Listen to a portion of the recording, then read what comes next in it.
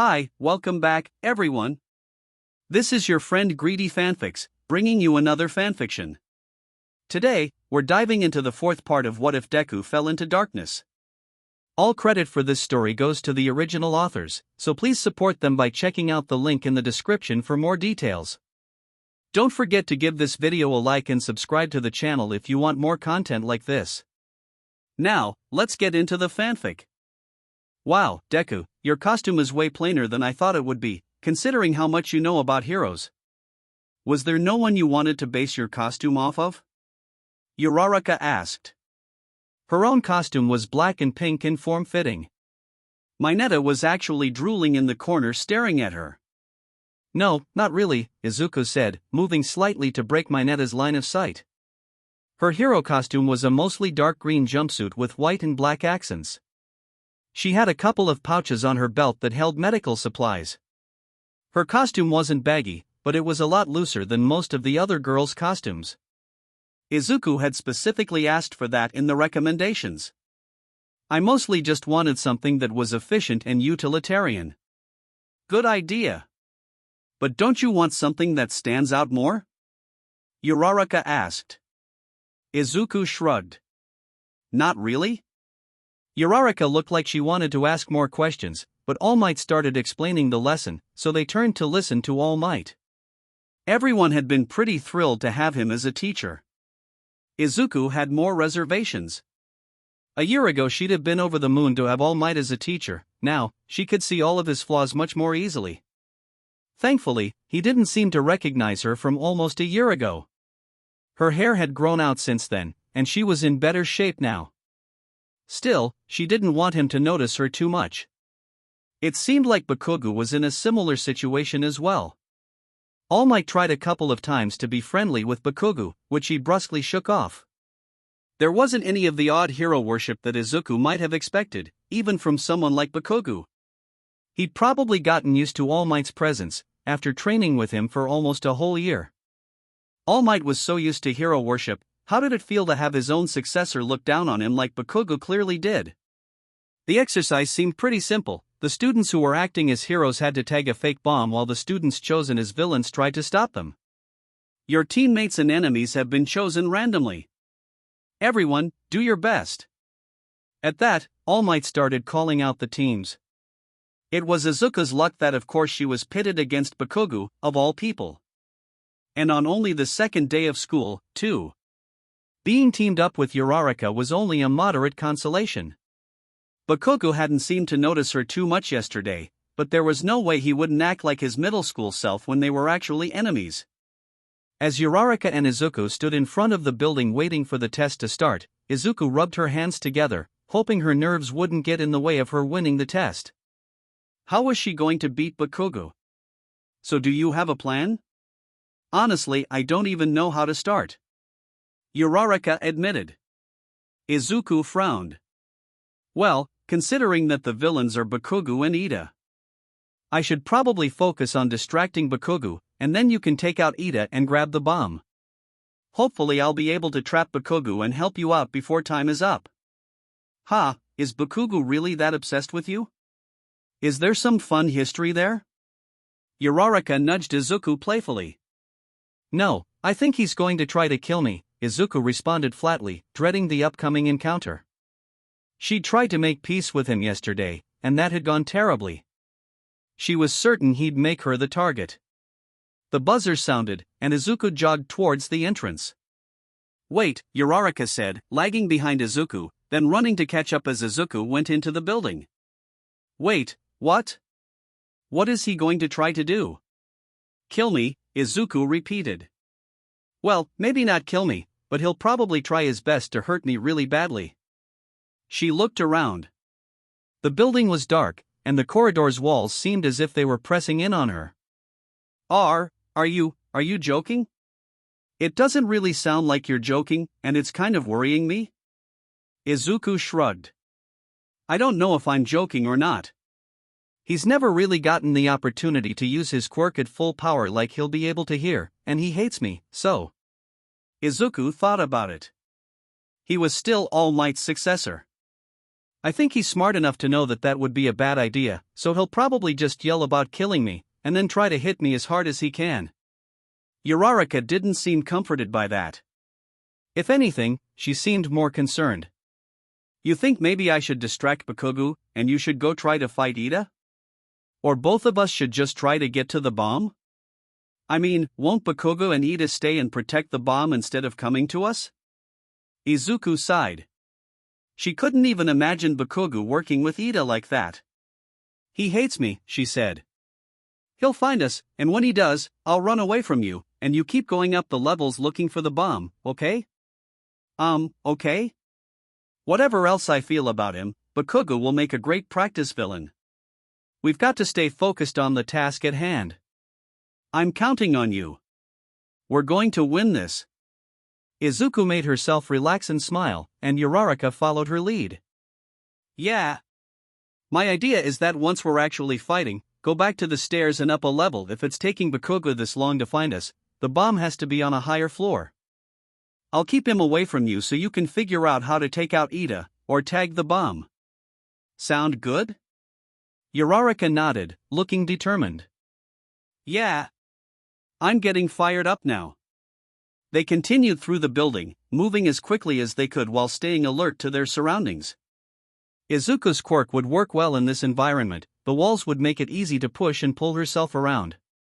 Hopefully she wouldn't need to use her quirk much. She was still feeling some of the effects of her quirk exhaustion, but she would if it would keep her out of the way of Bakugo's blasts. His hero costume had massive grenade gauntlets, and she was willing to bet they were somehow capable of powering up his quirk.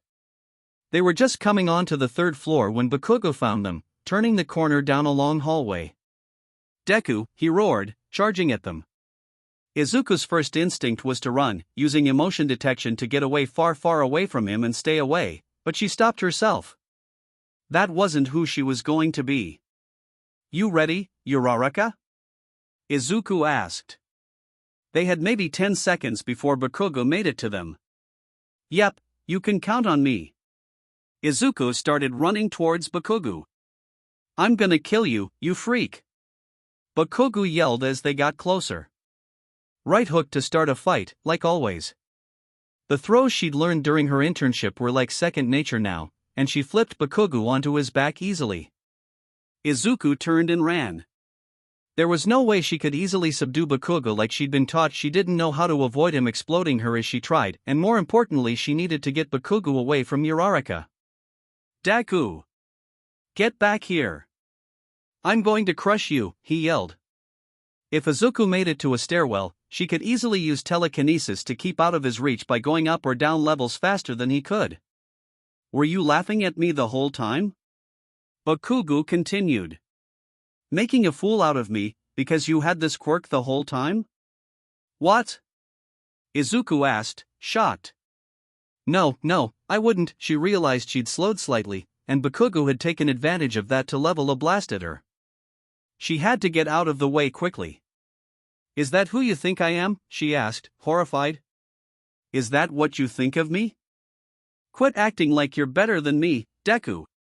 He was using conservative blasts, keeping Izuku far enough away that she couldn't grab him and throw him again. Izuku would have to take the risk of running again. She used telekinesis to pull her faster down the hallway, and heard Bakugo shout in anger as she fled. You don't get to get away from me that easy. He paused briefly, then snarled, she'll be fine as long as she dodges. Izuku felt the air pressure change and ducked behind a column just before the blast reached her. She could feel a burning wave of heat roll past even as out of the way as she was, and wall at the end of the hallway exploded into dust. What was that? She asked hysterically. She hadn't thought he would actually try to kill her. The whole outer wall was gone. Izuku could see the buildings across the street now as daylight flooded in. Bakugo laughed. You like my new gauntlets? Izuku had to turn and run again. She couldn't risk being still and getting hit by a blast like that. She turned as many corners as she could to keep him from having another long hallway to set up an attack like that. Was that what he was capable of? Was this just explosion, or one for all as well? That was an unbelievable level of power. How was Izuku supposed to win against that? Hey, what was that? Everything okay? Ūri:'s concerned voice came through Izuku's earpiece.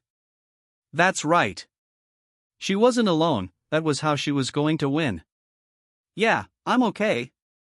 That was Bakugo's special move, but I got out of the way in time. Izuku reported back. Did you find the bomb? Yeah, I did. It's in the middle of the 5th floor.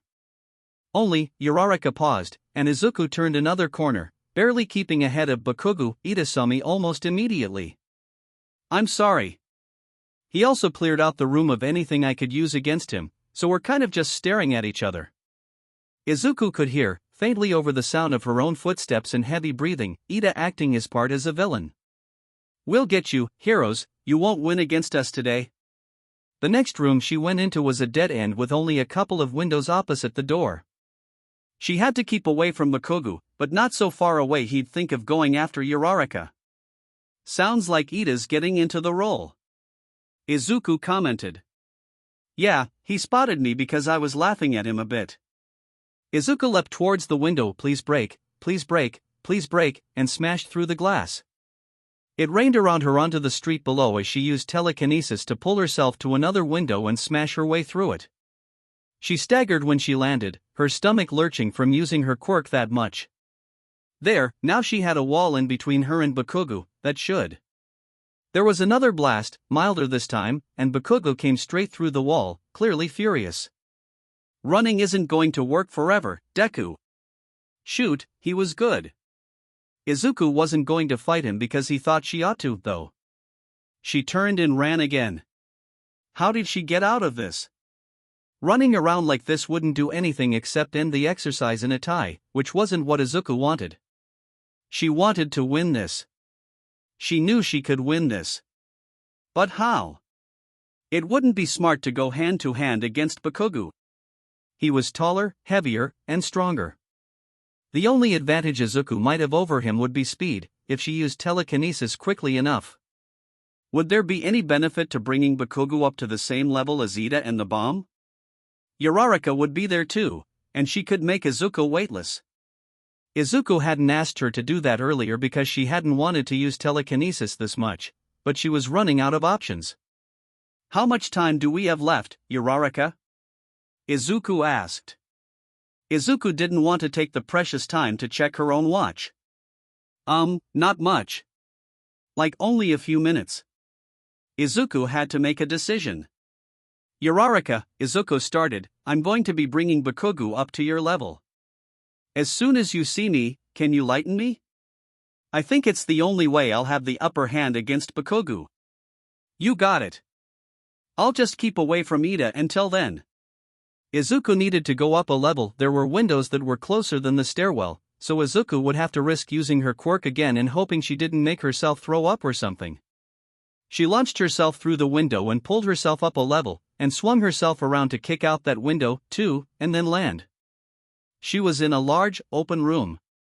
It looked like most of this level was dedicated to being open plan. The bomb was in the middle. Ida was in between it and Ūri:a. What, another hero is attacking? Ida was playing his part well. Ūri:a ran to join up with Izuku and tagged Izuku's outstretched hand. Izuku felt her feet lift off the ground. Fellow villain, where are you? It was difficult to tell with Ida's helmet, but he sounded concerned about having to stop the two of them without support from his teammate. Did you get him? Ūri:a asked Izuku excitedly. She shook her head. No, he'll be here soon. It was like Bakugo had been waiting for Izuku to speak. There was a couple of muffled booms, and then Bakugo blew apart the floor and jumped through, landing between Izuku and Ūri:a and the bomb. He shook the dust off of himself and snarled at Izuku. You really think you were gonna get rid of me that easily? Why would you do that right next to the weapon? What if you'd hit it? Ida chopped the air in his consternation. I knew where it was, for eyes, now shut the fuck up and focus, Bakugo snapped, never taking his eyes off of Izuku. Izuku looked over the scene carefully, not sure what her next step needed to be. Ida sputtered. You shouldn't treat your teammates like that. For a beat Bakugo and Izuku watched each other. Izuku and ᴅᴜ needed to separate. Now that Izuku was weightless, she'd be able to move a lot faster now, probably faster than either of the boys. All she needed to do was touch the. As Izuku prepared herself to move, she spared a thought for what Bakugo might do to stop her. He'd probably be thinking that hitting both of them at the same time would be best. But he wouldn't use that extremely destructive attack that he'd used earlier right next to his teammate and the target, would he? Bakugo lifted his gauntlet, leveling it at the two of them. Time seemed to move incredibly slowly as Izuku realized he'd use it again. Nothing he did was an idle threat.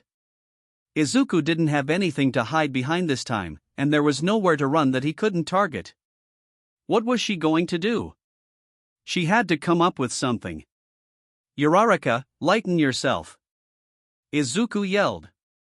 Hold still, Izuku told herself. What is he doing? ᴅᴜ asked.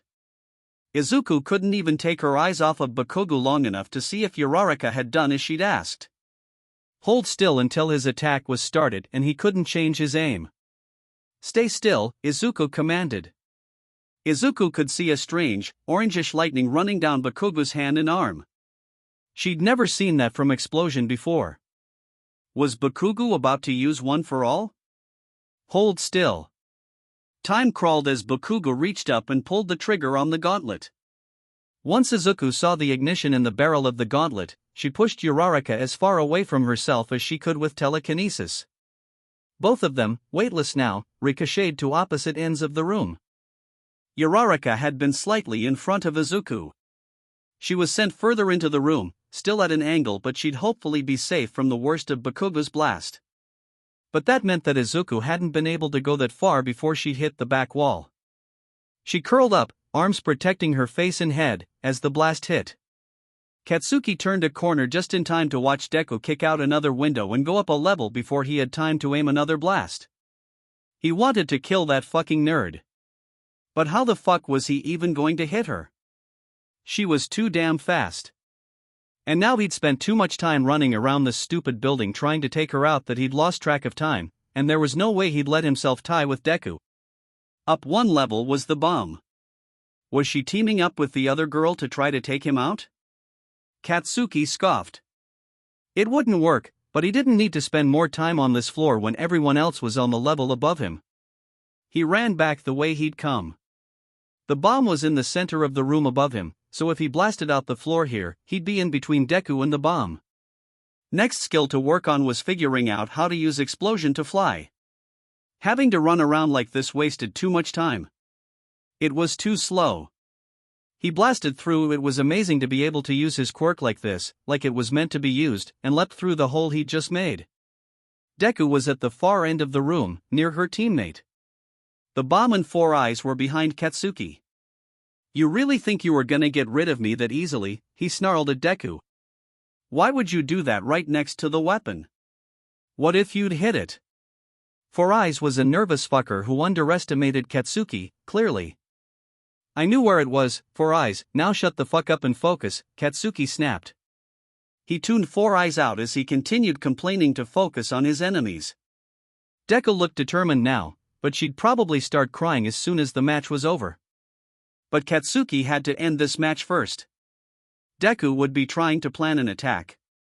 He needed to keep her reacting to him, so she didn't have time to come up with something. Katsuki snarled as an idea came to him. Why not just attack a broad enough area she couldn't dodge? He still had one fully powered gauntlet left, but Izuku had dodged that easily earlier, so he clearly needed more power. Could he use one for all as well, like he'd been planning to in the quirk apprehension? Shit. He didn't have time to hesitate, he had to act. He'd just controlled the quirk this time. He wouldn't let himself get hurt.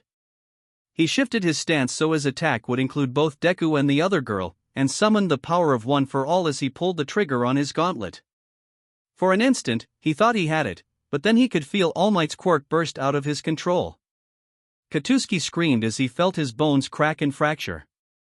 The impact from Bakugo's attack slammed Izuku backwards through the wall and into the building across the street.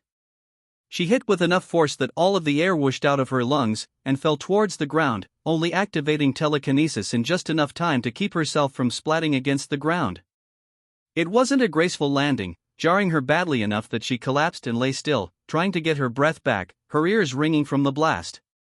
So that was All Might's quirk, Izuku thought in a distant part of her mind as she tried to catalog her injuries.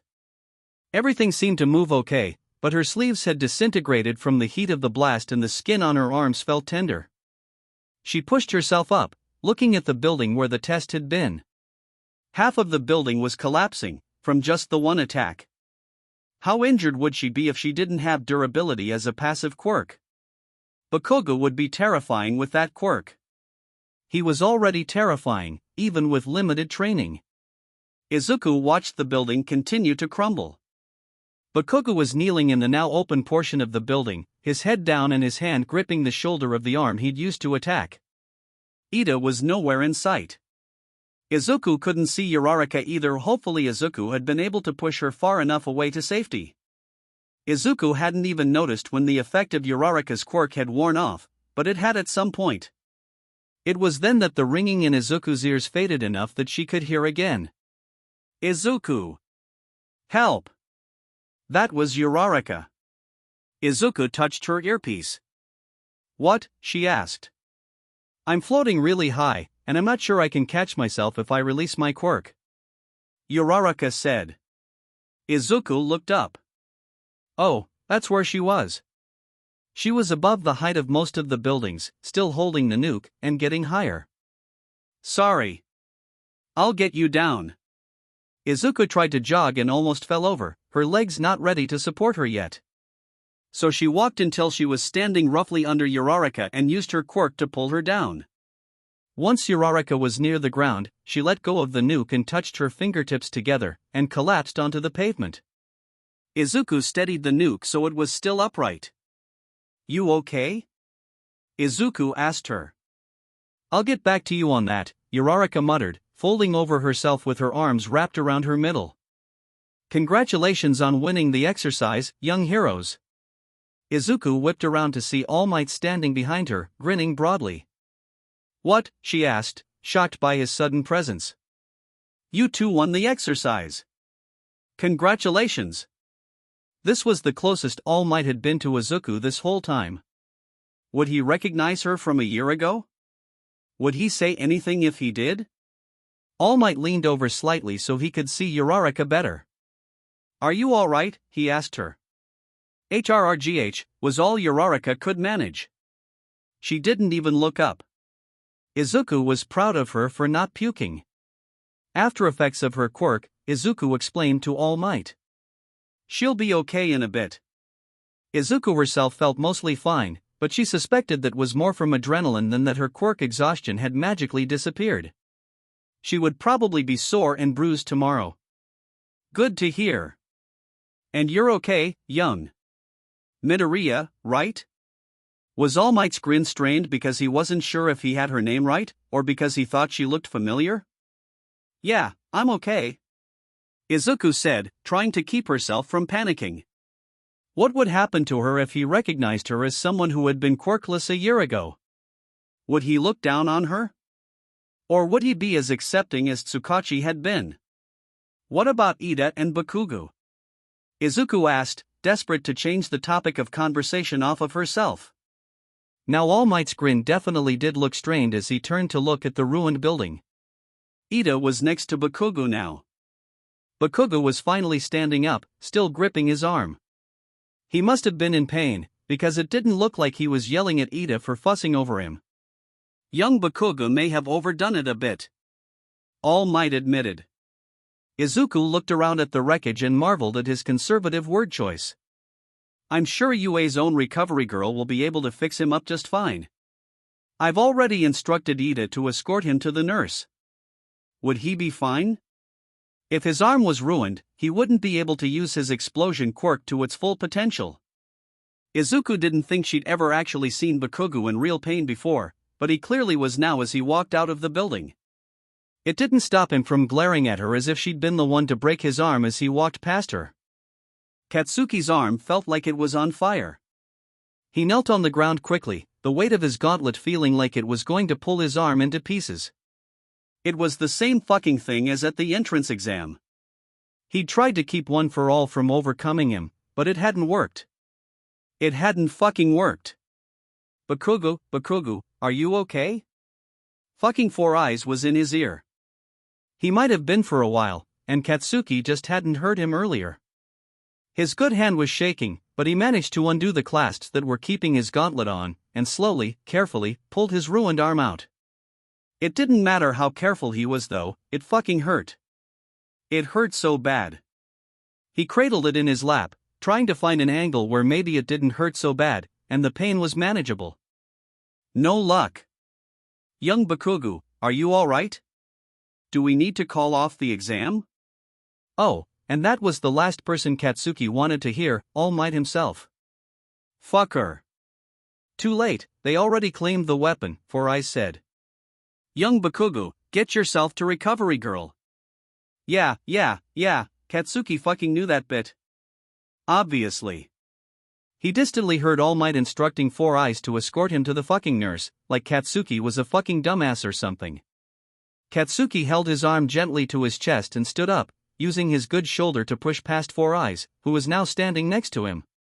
Why couldn't the blast have taken him out, too? Katsuki wanted to be mad at the guy for losing them the match, but really, it was Katsuki who'd done that, and he wasn't so much of a hypocrite as all of that. The stairs were a bitch to go down. He made it without crying every time a step jolted his arm, but it was a near thing. Fuck. Fuck this. Fuck this quirk.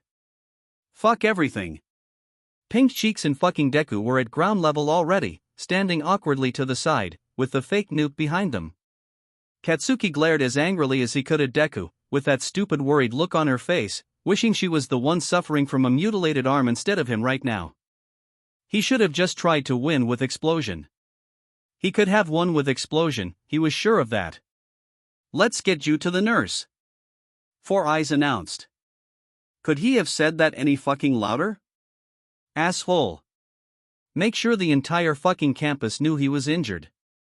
Katsuki noticed he'd picked up his discarded gauntlet, but he wasn't holding it as carefully as Katsuki thought he ought to, given that it was a superpowered live grenade. Whatever. Katsuki wasn't in the mood to be helpful right now. If the guy blew himself up, he wouldn't be trailing Katsuki all the way to the nurse. Izuku and ᴜᴜ were bombarded with questions as soon as they entered the viewing room. Izuku didn't really know any of the people who were talking to her, and they were all talking at the same time. Wow, that was such an awesome match. A pair of gloves and boots hopped up in front of Izuku.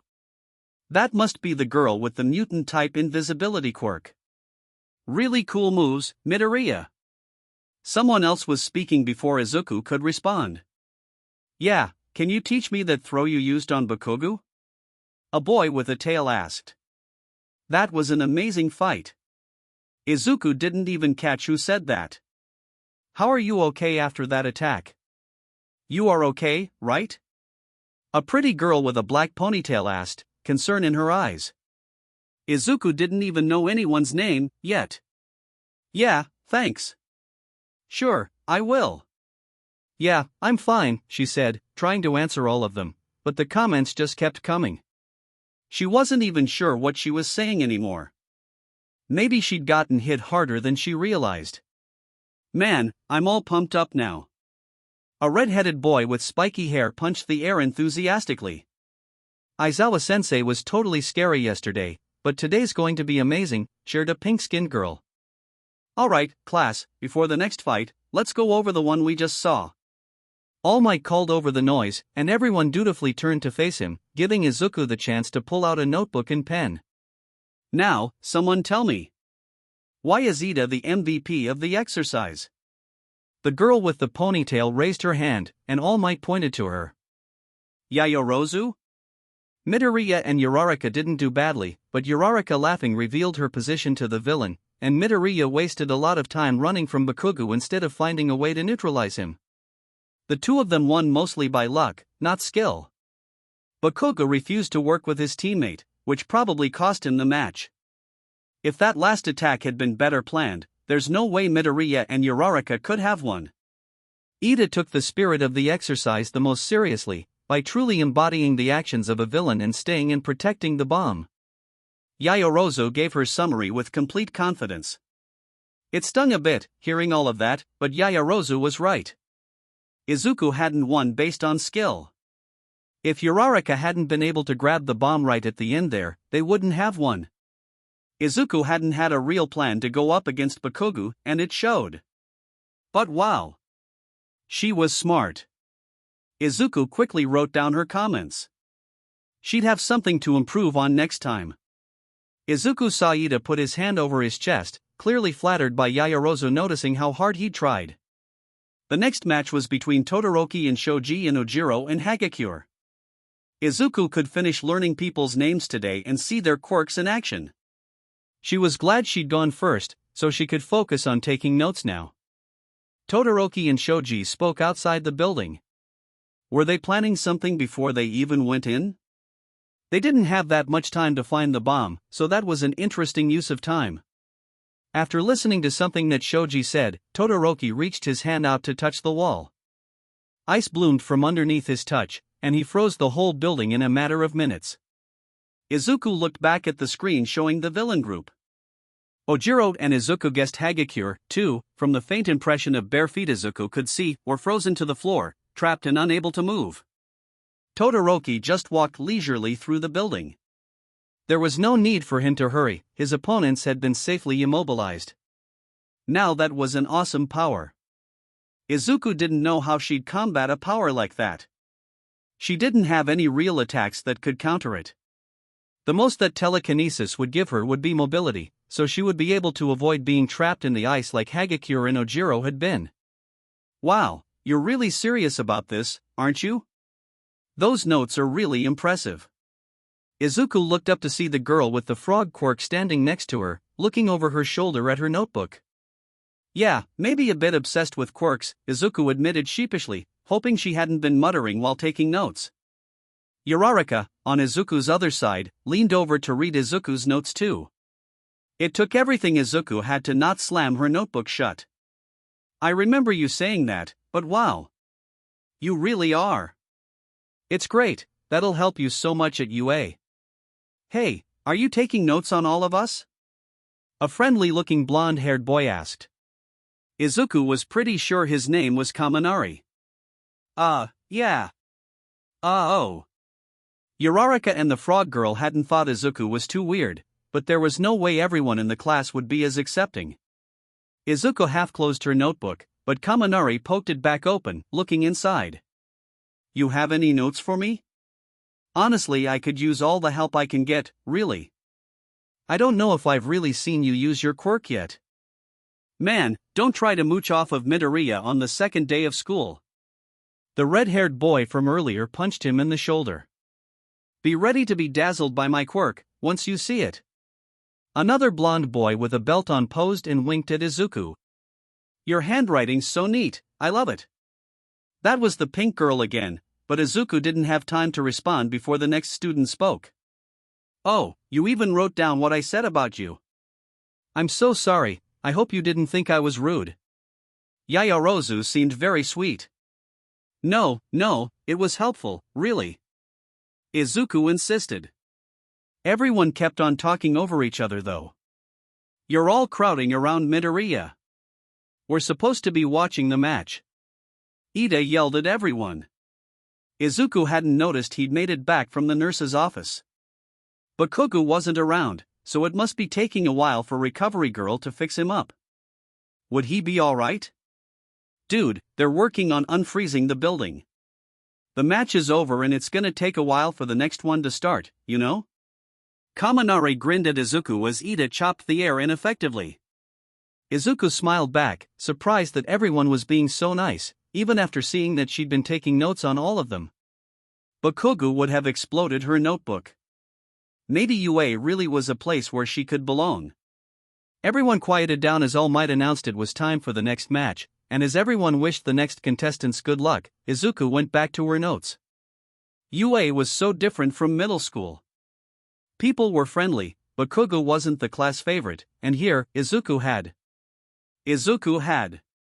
It was then, for some reason, that it finally sunk in. Izuku and Uraraka had won the exercise. She had beaten Bakugo.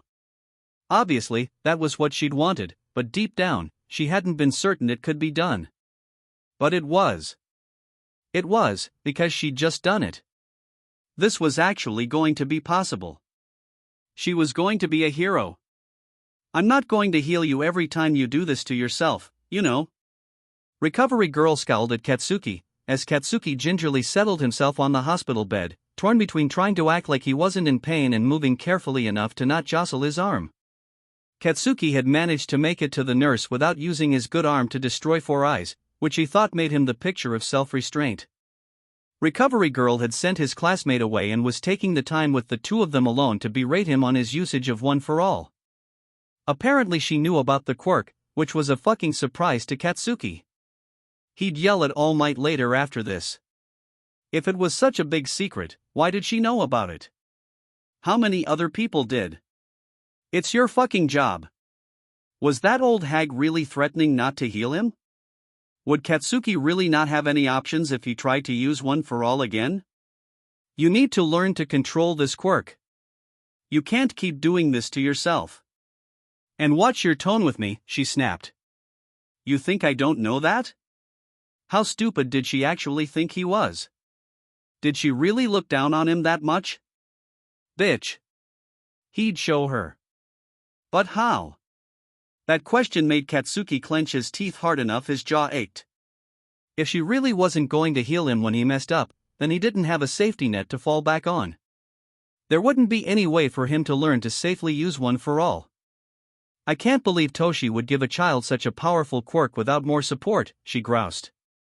Yeah, why are you bitching at me, when he's the one who can't figure out how to teach me?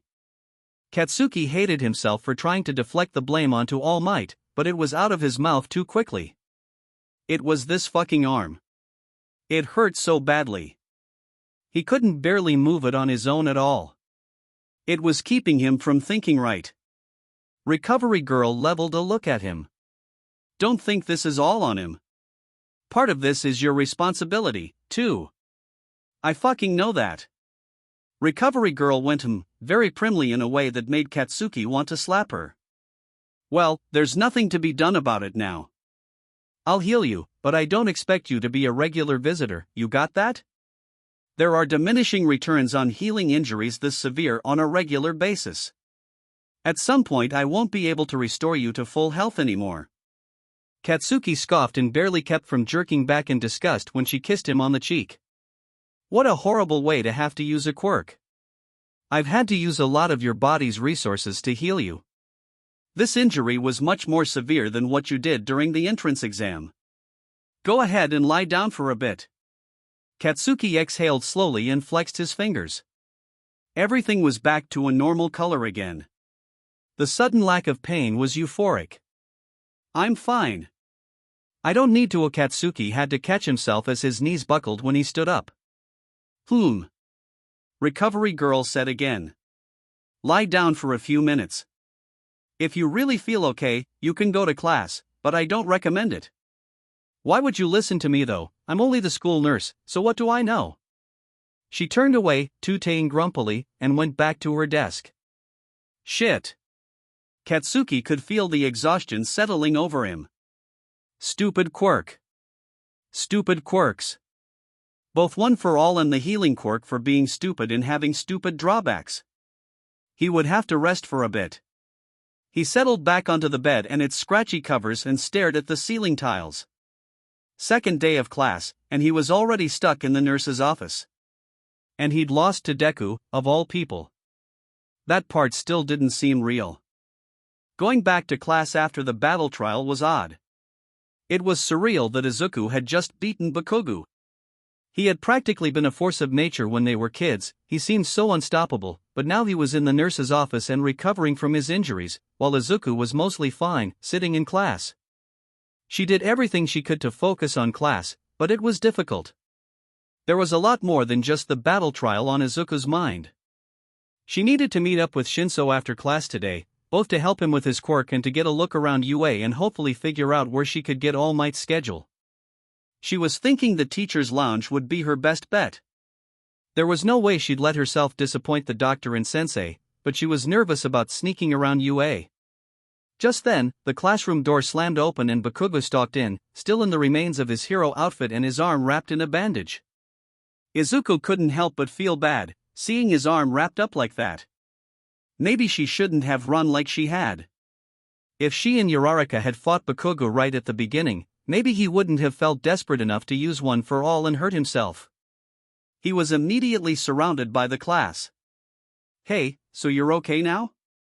Kirishima asked. Izuku had a pretty good grasp on everyone's name now. That was one heck of an attack. That's crazy that you're capable of that. But it hurt you really badly. Does your quirk normally do that, or is that like an overdrive mode? Overdrive mode? They thought that explosion and One for All were the same quirk, didn't they? Could Izuku do that with any of her quirks? Bakugo ignored everyone and pushed through them without saying anything. He glared daggers at Izuku as he picked up his books, but didn't say anything. The class was still talking to him as he left. "So you and Midoriya knew each other from middle school?" "At first, I thought it was weird you'd go after her like that. It looked like you were trying to kill her, but it makes sense now. She was a real threat." Izuku winced. Was she actually a threat, or had she just gotten lucky? "Hey man, you don't want to stay after class at all? This is the only chance we get to talk to each other." Kirishima called after Bakugo as he walked back out of the classroom. Izuku felt another twinge of guilt. It seemed like he was okay, but if his arm was still bandaged, that meant that Recovery Girl couldn't heal him all the way. What would have happened if UA didn't have someone like Recovery Girl, or if Bakugo had been hurt badly enough he couldn't be healed? Izuku wasn't sure if she could bear being the person who'd destroyed All Might's successor. She still respected All Might, and Bakugo too, even if she didn't see them the same way now as she did a year ago. "Really intense dude," Kaminari muttered. "I'm sure he'll warm up to us," Ashido said. Something about that made Izuku's mind up for her. She grabbed her notebook and ran after Bakugo. This wasn't the smartest thing she'd ever done, but she had to try to get along with Bakugo in some way. They were in the same class, after all. And she didn't like him thinking that she'd tried to trick him, or anything like that. She caught up with him at the entrance of the school. "Hey, wait up." Bakugo stopped, but he didn't turn around. I wanted to say sorry. About you getting hurt during the trial." She wasn't going to tell him about the doctor and sensei. That wouldn't be right. And she couldn't trust Bakugo to keep a secret of hers, and Izuku felt that it did still need to be a secret. No one would take her seriously otherwise. "You can have my notes, if you want," Izuku offered, holding up her notebook, filled with all of her notes from the battles today and everyone's quirks, as well as class notes. "I know it's not much, but I feel bad that you missed the rest of the school day. And it's just the second day, too." She'd gone too far, saying that, but it was too late. "You will fuck off, Deku." "I don't need your pity," Bakugo said evenly, walking away. "It's not pity. You have to know I don't look down on you at all," Izuku said, hugging the papers to her chest as she yelled after him. "I'm just trying to help. Can't we get along? Or at least not hate each other? Quit fucking following me." Izuku opened her mouth to say more, but nothing came out. So she watched, silently, while Bakugo walked away. What more could Izuku do to try to fix this? She didn't want to be Bakugo's enemy. She shook her head. She'd figure something out, but there wasn't anything more to be done for today. Now she had to find Shinso before he left. "We really shouldn't be on campus after school hours if we aren't in some sort of club or something, I don't think," Shinso pointed out. That's a good point. But Izuku wandering around the school on her own would look suspicious. She needed to know the layout of the school, and the best way to do it would be with someone else. She had to convince him to stay. And she did want to help Shinso. "We do need to stay on campus though, otherwise we're technically not allowed to use our quirks." "Well, let's go ask someone if there's somewhere we can practice with your quirk." Izuku headed down the hall for where she thought the teacher's lounge might be, and ᴘᴅ followed a half step behind her. "You don't have to do this, you know," he said quietly. "Huh?" Izuku asked. She hadn't quite heard him, he'd spoken so softly. "You don't have to help me with my quirk, or me getting into the hero course," he said, more clearly this time. "I know that," Izuku said. "But I want to. Do you not want me to help you?" ᴘᴅ was silent for a beat, thinking. "I don't understand why you're willing to help me at all." "I don't mind, it's just strange." Izuku hesitated. "I didn't really have any friends in middle school. Or, before that, actually. Haven't really had any friends since my quirk didn't appear when I was 4 like it did for everyone else. So maybe if I help you, we can be friends, right?" ᴘᴅ blinked in surprise, then smiled slightly. "Yeah, sure. At least until we're in the same class, and then we can be rivals, right?" Izuku laughed. "That'll be great." She looked around. UA was a maze of hallways and classrooms. "I don't think I have any idea where we are right now, unfortunately." "We're back near the class 1 rooms," ᴘᴅ started, but both of them jumped at the explosion they heard. No screaming followed it, but Izuku opened the door she thought the explosion had come from anyway, in case anyone needed any help. Smoke billowed out of the room. Izuku and ᴘᴅ waved smoke away from their faces, coughing. "Hey, is there anyone in here? Are you all right?" Izuku called. "Fine, just fine. Just a minor setback, that's all," they both heard called out from the smoke in a sing-song voice. Izuku and ᴘᴅ traded a glance. "We should probably go check anyway?" Izuku suggested. "You're insane," ᴘᴅ responded, but walked into the room anyway. As the smoke cleared, the two of them could see a girl with pink dreadlocks standing in the room, surrounded by machinery and various tools. She was wearing goggles, a black tank top, and dirty work coveralls and didn't look up when the two of them entered the room, seemingly absorbed in her work of fixing whatever had clearly just exploded in her face, judging by the soot covering her goggles and the lower half of her face. "Are you sure you're all right?" Izuku asked. She moved to take a step closer, but ᴘᴅ held her back. She looked up at him, curious. "Best not to go too close, in case anything explodes again," he explained quietly, shrugging. "You two aren't teachers." The girl finally looked up from her work and studied them from behind her dark goggles. "And I don't think you're in the support classes. So what are you doing here? Are you hero course students? You want to see my babies?"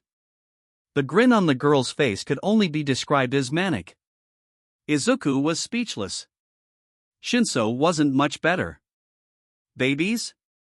ᴘᴅ's voice cracked on the word. "What?" I am so glad you asked," the pink-haired girl practically yelled, hopping up from the one project she was in front of and going to what looked to Izuku like a pile of junk in the corner. "Look at all of these. Power loader won't let me use any of the really cool equipment yet, but soon enough I will, and then I'll be able to make everything I've ever wanted." Her cackle was alarmingly loud. "I get the feeling maybe power loader shouldn't let her use that equipment," ᴘᴅ muttered to Izuku. "Ha!" Izuku gulped, unsure of what to make of the maniacally laughing girl surrounded by machinery. "Should we tell someone? Or just leave? So, what is it you two want? What are your quirks? What support equipment would you like, from mayhatsome, inventor extraordinaire?" The girl didn't seem to have heard anything they'd said. Izuku felt an idea hit her. If Hatsum was offering, she might as well take her up on it. "What sort of voice modifiers do you have?"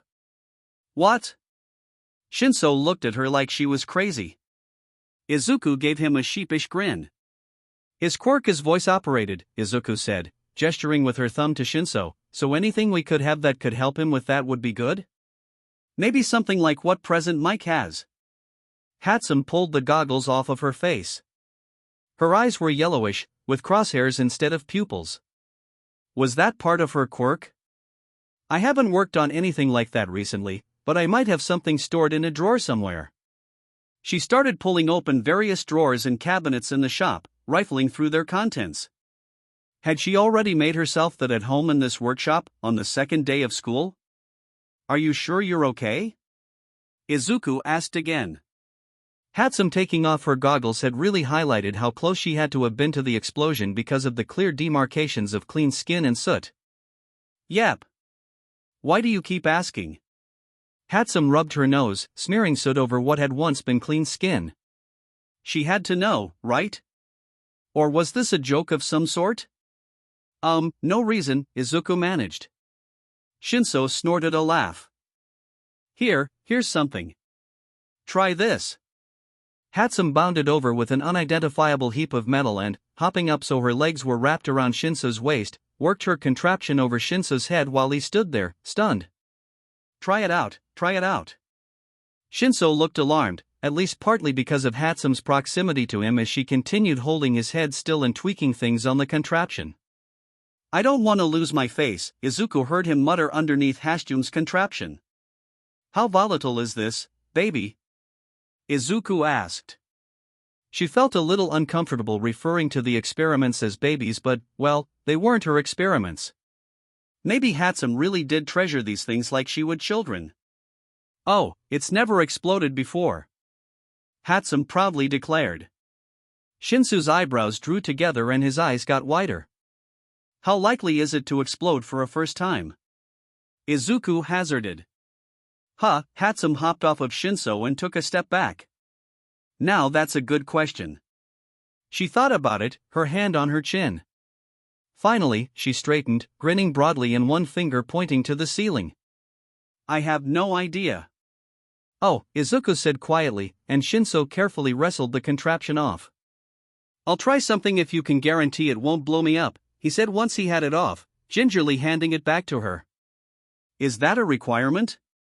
It's never really bothered me, Hatsum asked, taking it back and cavalierly tossing it back into the drawer it had come from. Both Izuku and Shinso flinched, but nothing exploded. Is that something people care about? Yes. Shinso tried brushing off his uniform jacket from where it had gotten smeared with grime by Hatsum's contact with him. He realized he was making it worse and quit with a resigned sigh. Hatsum still looked a bit confused, so Izuku tried to explain. Heroes can't work very well when they're hurt, and explosions hurt people, so, no exploding equipment? Izuku had some first-hand knowledge about that. She'd be sore tomorrow from the battle trial. Izuku could almost see the gears turning in Hatsum's head, but it clicked. She grinned and gave Izuku a thumbs up. I'll keep that in mind. So since you guys don't want to test what I have available now, go ahead and tell me your quirks so I can figure out some tech for you that's a bit more specialized. You'd really do that for us? Izuku asked. Shinso was muttering, I don't trust her, she's gonna kill us. Izuku elbowed him into silence. Yeah. You guys are hero students, right? I'm a support student. If you guys use my gear, it'll look good for me. So what are your quirks? I'm not actually a hero student, I'm in the general education course. Are you competing in the sports festival? Hatsum interrupted. Yes, I was planning on it. I mean, we all have to anyways, don't we? Good. You'll take my gear with you then. Hatsum grinned. I'm glad you two found me so soon, it'll give you time to make sure the paperwork for your gear is in order before the festival. This is going to be great. To be honest, we were actually looking for a place to practice his quirk, and we just came in to check on you when we heard something explode, Izuku explained. It's a happy accident then. Hatsum insisted. What is your quirk? Oh, Izuku said. I'm Izuku Midoriya, and my quirk is telekinesis. I can pull or push things away from or towards my center of gravity. If I'm not braced or if the object is bigger than me, then I'll get pulled or pushed instead. Oh, that has some potential. She turned to Shinso. And you? What's your quirk? Brainwashing, Shinso admitted unhappily.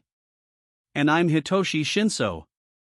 You guys can call me May, Hatsum said flippantly, before focusing on Shinso again. Amazing. And it's voice activated? Yeah, it is. Will it work if it's transmitted by electricity? or does it have to be your actual voice? I don't know, Shinso said, surprised by the question. Izuku was, too. She hadn't thought about that. Well, if it can't work by transmission, that baby won't work for you anyway. Hatsune gestured to where she'd thrown the contraption from earlier. But we'll need to run some tests to find out. Yeah, let's do it. I have notebooks, so we can write everything down. Izuku set her bag down and took out one of her notebooks and a pencil. She'd have time to find the teacher's lounge later. What have I gotten myself into? Shinso groaned. Hatsune cackled, and Izuku found herself smiling too. So the kid, the one I warned not to hurt himself with his quirk, almost exploded his classmate. I'm honestly not sure how she survived, much less stayed conscious, in an incredibly reckless and dangerous attack that destroyed his arm and the building he and 2 other classmates were standing in, and you want me to do nothing? Am I really hearing that right? It wasn't often ᴡᴜ mustered the energy to be incredulous, but he was managing it now, squinting at Nezu in disbelief. Yes. Nezu said, his hands folded neatly on the desk, his furry face smiling that small, inscrutable smile. That is what I have just instructed you. Thank you for confirming your understanding. Why am I doing nothing about this? None of this is logical. Isn't it my responsibility to keep my students safe? Hasn't this student demonstrated he's incapable of doing so? At the very least, he should be put in a remedial course to help with his quirk control. Talking to Nezu always felt a bit like sparring with an opponent while Aizawa was blindfolded and hobbled. It is your responsibility to keep your students safe, yes. So this was going to be one of those talks, then. The kind where Nezu said his piece and then refused to give any semblance of a full story. Aggravating little rat. Give me a reason to not punish Bakugo, not just an order. You're getting in the way of how I teach my class. That was one of the things that ᴡᴜ and Nezu had agreed on when ᴡᴜ had first started teaching. ᴡᴜ got to make his own decisions on how his class was run. Nezu stayed out of the way, or at the very least gave him a valid reason when he countermanded ᴡᴜ's decisions. Nezu paused before answering. Was he thinking through the words he was going to say, or just giving the illusion he was? ᴡᴜ wanted a nap. I believe that young Bakugo has already been punished enough, just by using his quirk to its fullest potential and losing control of it. ᴡᴜ snorted. And what do we do when it happens again? And the student or students he hits don't have the quirks to be able to get out of the way? ᴡᴜ had seen the tapes of the battle trial. He had to admit that Midoriya had acted fast, keeping Iruka out of the blast range like that. Self-sacrificing, though, to not move herself to safety too. Stupid habit. ᴡᴜ would have to watch for that. He won't be aiming those attacks at any of his fellow students again. You sound certain. I am. ᴡᴜ leaned forward.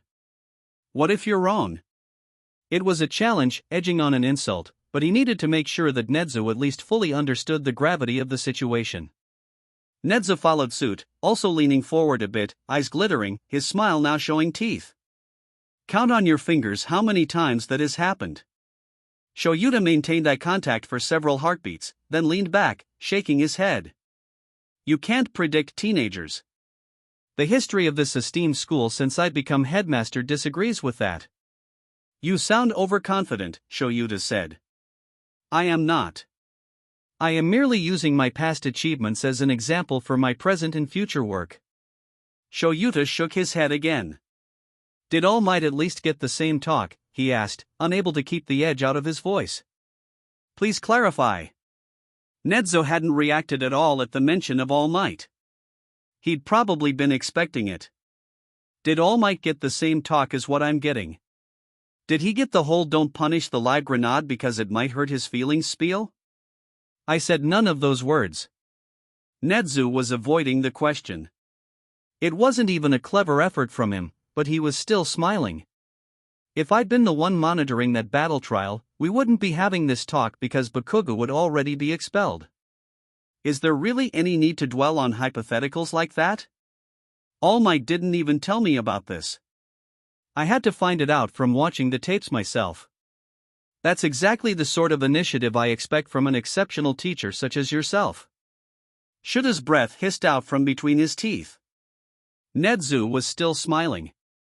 I feel that you're dancing around what you really want to say, Eraserhead.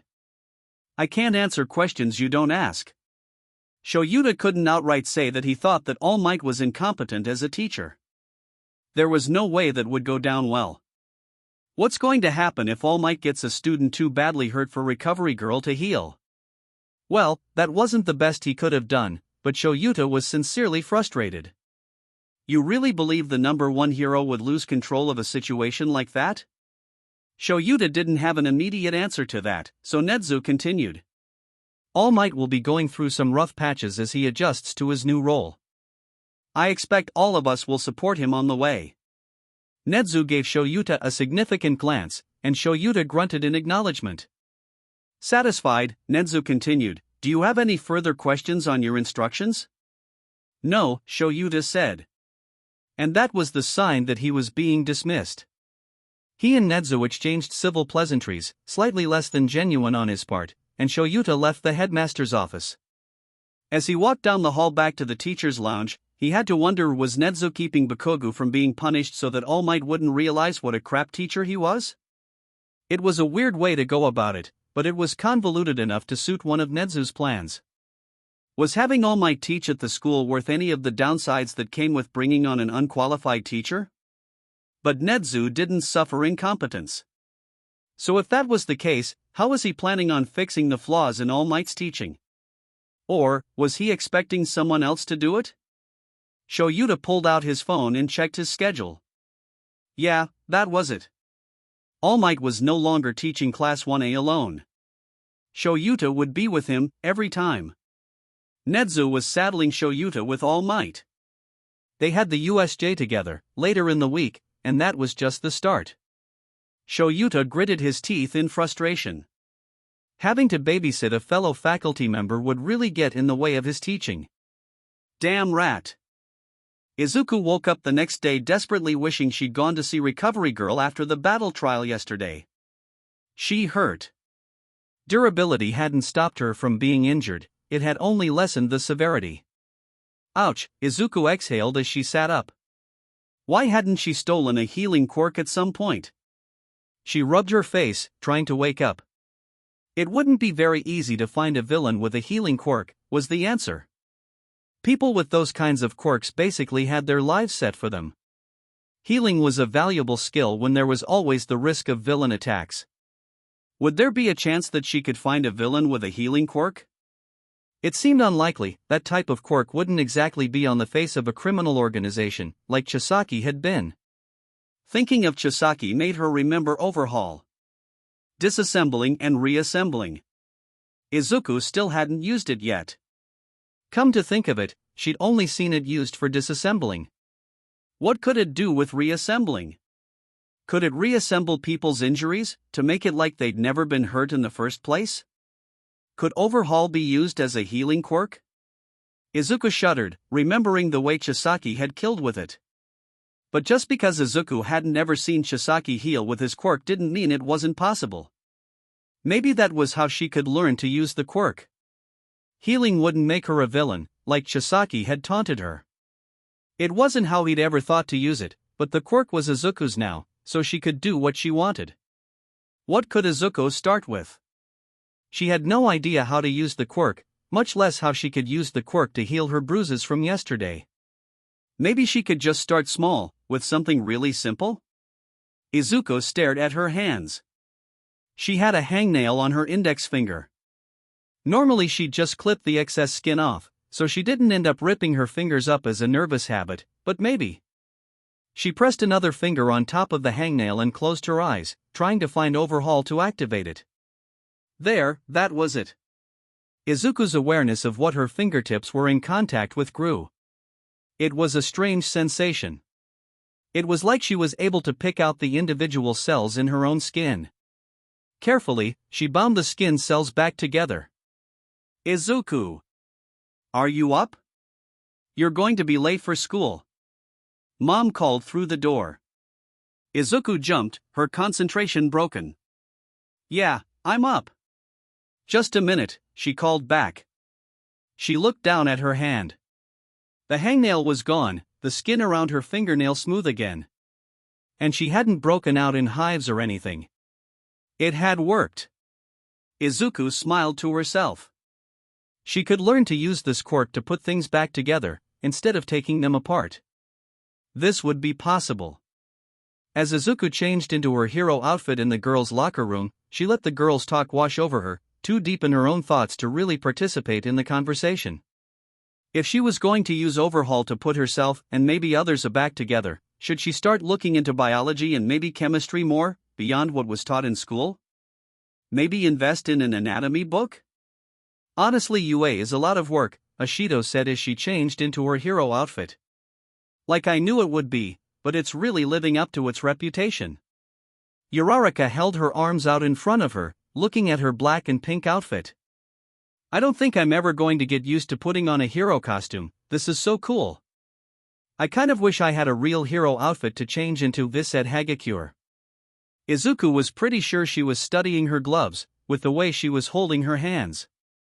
Maybe you can ask some of the geek students if they can design something that turns invisible with you, ᴘᴜ suggested. It can't be comfortable to be, It's not so bad, ᴘᴇᴜ replied. You get used to it. ᴘᴜ didn't look convinced. ᴘᴜ held up her hand.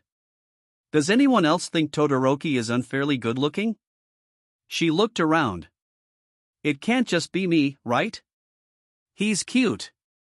My money's on him being gay, Sue said. Sue. Don't crush my dreams like that. We really shouldn't gossip about our fellow classmates like that. Yaoyorozu admonished ᴘᴜ. ᴘᴜ stuck her tongue out at her. Hang on it, girls, ᴘᴜ said, narrowing her eyes at a speck on the wall. Everyone looked up, watching her. She had her earphone jack in the wall and was scowling at something. What is it? Uraraka asked. That little pervert, ᴘᴜ spat venomously, walking over to the barely noticeable speck and a hole in the wall. Her earphone jack stayed raised, looking a lot like a cobra about to strike, and then it did, as she sent her jack through the wall. All of the girls could hear Mineta's yell of pain from the other side of the wall. Ugh, he found a peephole? ᴘᴜ said.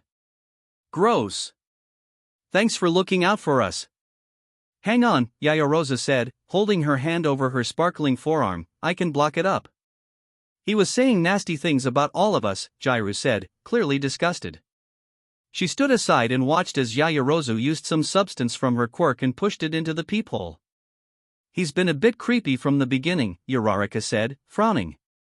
The way he was looking at me during the battle trial made me really uncomfortable, Yaoyorozu admitted. He's tried to accidentally bump into me when I'm in my hero costume before. Ugh, Uraraka made a face. Punch him next time, ᴘᴜ suggested. He's gross, he's really gross, ᴘᴜ said. And he's sexist, Sue said. Izuku had noticed him gawking at the other girls, even if he hadn't done anything in particular to her, but she hadn't realized how bad he had actually been. What do we do about it? She asked the girls. They all turned to stare at her. What? Uraraka said. How do we stop him? Izuku rephrased. Can we do that? ᴘᴜ asked. It's not like we can just walk up to him and ask him to stop, can we? Everyone agreed that that wouldn't work. If Mineta didn't have a mutant-type quirk, and Izuku thought she could get away with it, she'd just take it like she had Henso Taniguchi's quirk, the creep who had invisibility. He would at least be removed from the UA course then. But it wasn't as if his quirk was really the reason he was doing this, or even what gave him the ability to be a creep like it had been with Taniguchi. Besides, she couldn't use all for one as a solution to everything. She'd have to think of something else. What about the teachers? Sue asked. Aren't they supposed to deal with stuff like this? It's a good idea, Izuku said hesitantly, but she'd always had a hard time with teachers. They'd never taken her seriously about other issues. But maybe that was because she'd been quirkless, and it would be different now? Who do we even tell? ᴘᴜ's gloves lifted in the air, emphasizing her question. Aizawa-sensei is too scary. He'll just tell us to deal with it, Ashido said. What about Midnight? She's a woman, she'd understand. Uraraka suggested. Jiraiya scoffed. We can't tell Midnight, that's her whole brand, is being objectified like that. No way she would understand. There was a round of agreement, and then the silence of everyone thinking to themselves. Maybe Vlad King? Ashido asked. He's nice, but no one really knows him really well, and he's the homeroom teacher for 1B. He's not going to do anything for 1A, Yaoyorozu pointed out. Izuku felt the beginnings of a plan forming. What about All Might? Everyone stared at her again. He is the #1 hero, Sue said slowly. At the very least, if he really thought Minato was an issue, he would be able to make the other teachers pay attention to it, Yaoyorozu pointed out. Ashido cheered. Yeah, All Might would be good. But who's going to tell him? Jiraiya asked somberly. All of the girls looked at each other. I could go, Izuku suggested slowly. I mean, I know Minato hasn't exactly targeted me, but I could help out anyway? And she could learn which desk was All Might's in the teacher's lounge, and maybe where he kept his calendar, and then she could slip back in after they were done talking, and find that schedule and take a picture of it. Are you sure you're okay with that? Yaoyorozu asked. Izuku couldn't seem too eager, they would think that was weird, but this was probably the best chance she'd had so far of helping out Sensei and Dr. Tsubasa. Yeah, I can do that. Do you need anyone to go with you? Uraraka asked. No, I think I'll be okay. All of the girls looked relieved. Thanks, Midoriya. Let us know how it goes. This wasn't a real plan. Izuku didn't have a real plan. But this was an opportunity, so she had to at least try. She still didn't want All Might to recognize her from a year ago, but if Tsukachi had believed she could get a quirk as a teenager, All Might probably would too. Besides, he probably met so many fans she would barely stand out. Even if he already knew that quirks could be transferred, since he'd given Bakugo his own. Izuku found the teacher's lounge by following Yaoyorozu's directions. She closed her eyes briefly, activating emotion detection. Only 2 people in the teacher's lounge. One was All Might, and the other one was someone she didn't recognize. Judging by how they felt, it didn't seem like they were talking to each other. This would probably be the best chance she'd get. She'd go in, talk to All Might, see where his things were situated, and, maybe when she left, she'd go to the bathroom, turn invisible, float out, and take a picture of his schedule over his shoulder? Would her phone camera work if she made it invisible? That wasn't something she'd thought of before. Or she could just wait until he left, and hopefully he wouldn't log out, and she could get the schedule that way. Either way, this was the start. She could do this. She knocked on the door. She waited a few moments before Snipe answered. So that was the other hero in the room. Is All Might here? Izuku asked. I need to talk to him about something. Snipe shrugged and held the door open for her. Yeah. His desk is in the back. He went back to his own desk after he'd closed the door behind her. Thank you. Izuku stepped into the lounge and saw All Might where Snipe had gestured. All Might looked too large for his environment, dressed in his bright gold suit and dwarfing the chair he was sitting in. His huge hands looked like they were going to crush the keyboard he was typing on at any moment. Sir? Izuku asked hesitantly, walking up slowly. Do you have a moment? All Might looked up at her, his perma-smile still in place. Young Midoriya. I'm expecting a phone call soon, but of course I can make time for you. It's sort of that one of the other students in 1A is sort of being a nuisance. Izuku hesitated, panicking over what she was going to say.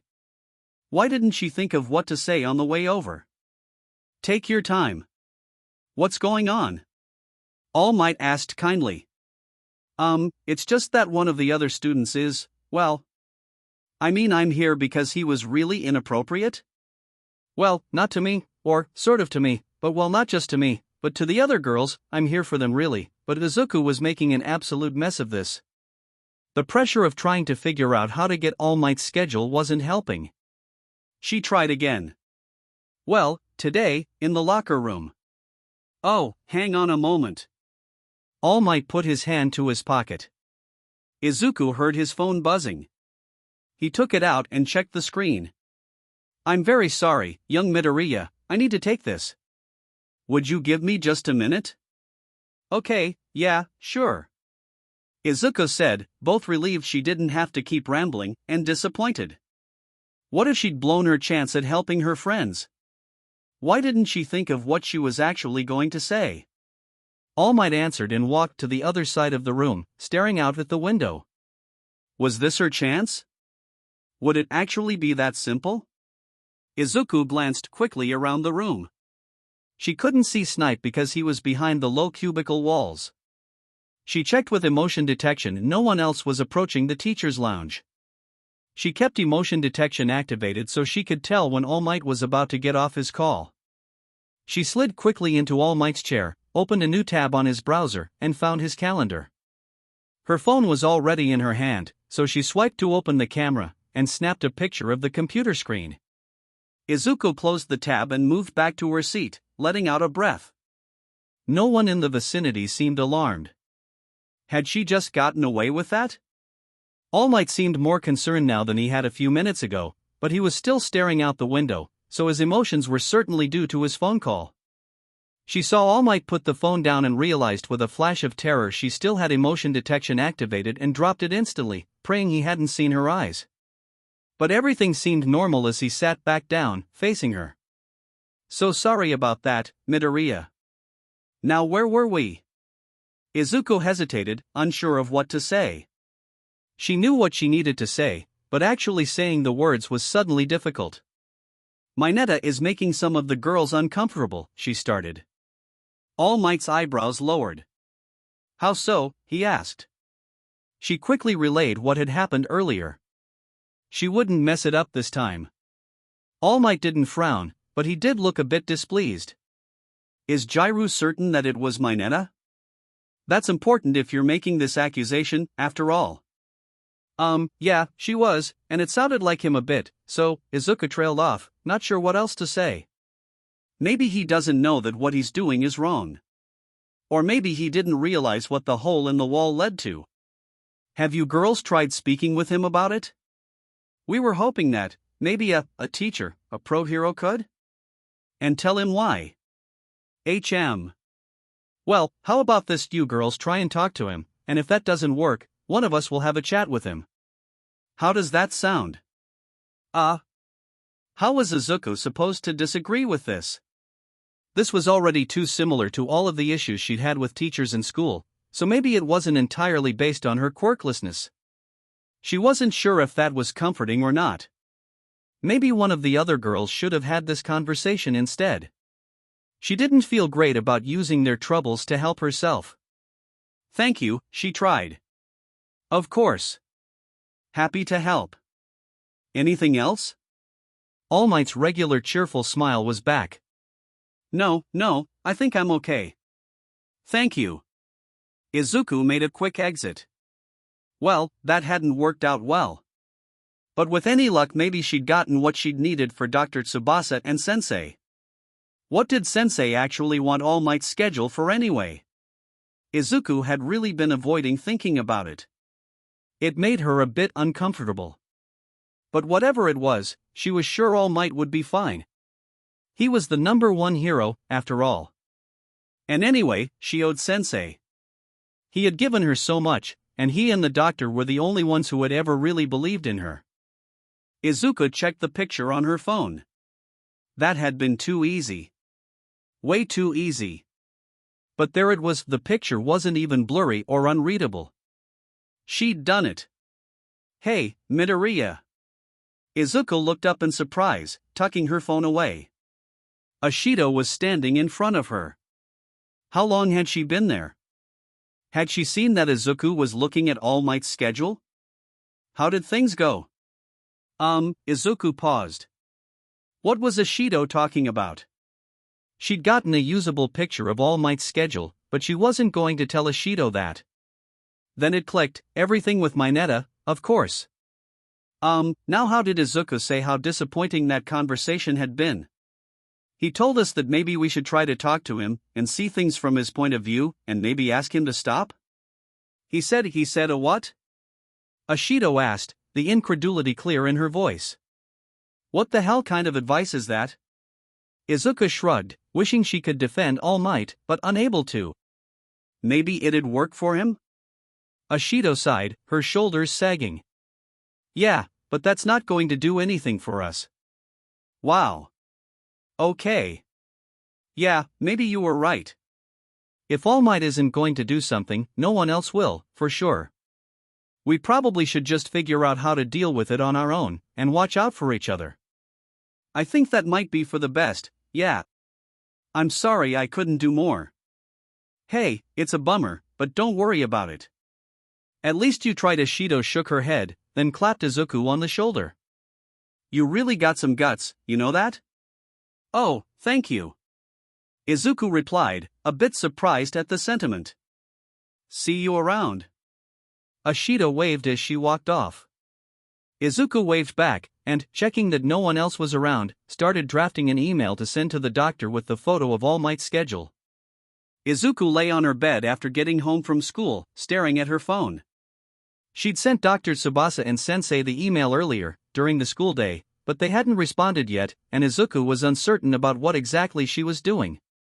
There were questions she'd thought of, but she wasn't sure if she should ask them. She'd gone home in a fog, staring at the questions she'd written in her notes. Why did Sensei want the schedule? And if anything did happen, would Izuku get in trouble for giving him the schedule? Would anyone find out? The problem was that she didn't know how to ask Sensei about it. She knew he was friendly and helpful, but he was still Sensei. He had a presence. Izuku knew she was probably overthinking things, but every time her thumb hovered over the send button, she stopped herself again. She wanted to know.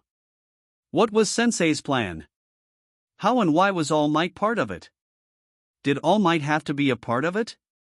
And yes, of course, she would help Sensei. She wanted to help him, she owed him, and she knew he cared about doing what was right, but it didn't stop her from being curious. And from feeling like somehow she might be doing something wrong. She knew if she could just talk to Sensei about what was going on, he'd reassure her, but she still didn't know how to phrase her questions. She didn't want to offend him, or make him think she wasn't grateful, or, worst of all, that she was stupid. Well, she'd already sent the schedule, hadn't she? So Dr. Tsubasa and Sensei would know that she meant well, right? So she could ask, and it would be okay, right? Izuku hit send before she could overthink it anymore. There, it was done. She exhaled, and then flipped open her biology book. Overhaul was a complicated and intricate quirk to learn, just from the little she'd tested it out, and she was hoping that if she studied human biology a bit more she might be able to learn enough to try using it for healing. And maybe while she did this, Dr. Tsubasa would respond to her email. It was late, though. He might not. Should Izuku have sent her questions tomorrow morning? Would that have been more polite? She was overthinking again. She did her best to focus on her textbook, but almost leapt out of her skin when her phone dinged. She grabbed it and opened it. The doctor had answered. I'll forward your question on to Sensei, and let you know what he says. In the meantime, may I ask how you managed to get the schedule? Did you have to use any of your quirks? Izuku typed back an answer quickly. It sounded so ridiculous, to lay it all out. Not really, I just wanted to talk to All Might about some stuff. He had to take a phone call, so I just made sure the coast was clear, then just found his schedule on his computer and took a picture. Very clever. What did you go talk to him about? It's only the third day of school, after all. Did he say something during class you wanted to ask him more about? Izuku had to smile. He emailed like a grandpa asking about his grandkid's day at school. It was nice to have someone like that in her life. No. If I'm being honest, he's maybe not the best teacher. Actually, I was hoping he'd help with something else. One of the boys was a bit weird while all of the girls were in the locker room today. I tried to talk to All Might about it, and I was able to take a picture of his desktop while he stepped away for a call. Oh no, that's just awful. Well done on taking advantage of the opportunity that presented itself, and for standing up for your classmates. Was All Might able to do anything about it? It was nice to talk to someone about some of the downsides about school. Izuku wasn't really sharing anything except for the positives with Mom. She didn't want her to worry more. Not much? He just suggested I talk to the boy before I accuse him of anything bad. Oh, dear. That doesn't seem very helpful at all, because he'd already done something bad, hadn't he? Izuku was in the middle of answering when she saw another email notification pop up across her screen. Hang on, Miss Midoriya, Sensei is answering your question now. Izuku waited for the response, chewing her lip, doodling idly in the margin of her notebook. There was a knock at her bedroom door. Izuku jumped, but it was just Mom, peeking in. Izuku, sweetheart? It's bedtime soon, okay? Izuku nodded. Yeah, I know. I'm just trying to finish this test review before bed. It was believable, as she had textbooks all around her. When had lying to her mother become so easy? Mom smiled. I love to see you working so hard, but don't overdo it, okay? I won't, don't worry. I love you. I love you, too. Mom closed the door gently and Izuku heard her soft steps to her room. Izuku huffed out a nervous breath and checked her phone again. Dr. Tsubasa had responded. Hi Miss Midoriya, I'm typing for Sensei now. I want to show people that All Might is not the untouchable savior that they think he is, and he shouldn't be relied on to save everyone like he says he will. All Might is the linchpin to the rot in hero society. If he's allowed to remain unchallenged and in power, nothing will ever change. And society needs to change. The good doctor told me about how you obtained the schedule, and your talk with him proves just that. All Might, instead of actually addressing the problem you had, swept it under the carpet, while seeming helpful and supportive. How many other issues like that, big and small, have received the same superficial treatment? Izuku read that, and then read it again. Did she agree with what he said about All Might? She wasn't sure, but she knew she didn't disagree with it. Was she just uncomfortable because she was taking action, as Sensei put it? If that was all, then that was something she needed to get used to. My goal here is merely to demonstrate that All Might isn't all-powerful. Did you look at the schedule at all?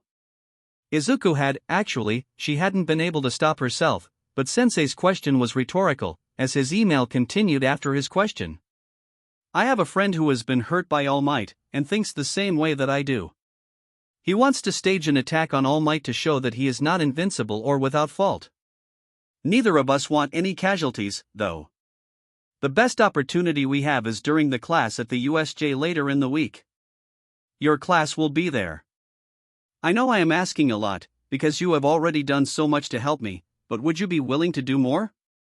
Was Sensei saying Izuku had done so much to help him? But she'd barely done anything at all, and he was the reason why Izuku could be a hero now. He had to understand how much she owed him, right?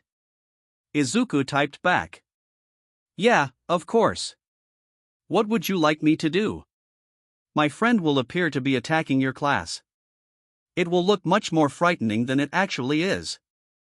I would appreciate it if you do what you can to keep your fellow students calm and out of the way, to help make sure that no one gets hurt when they don't need to.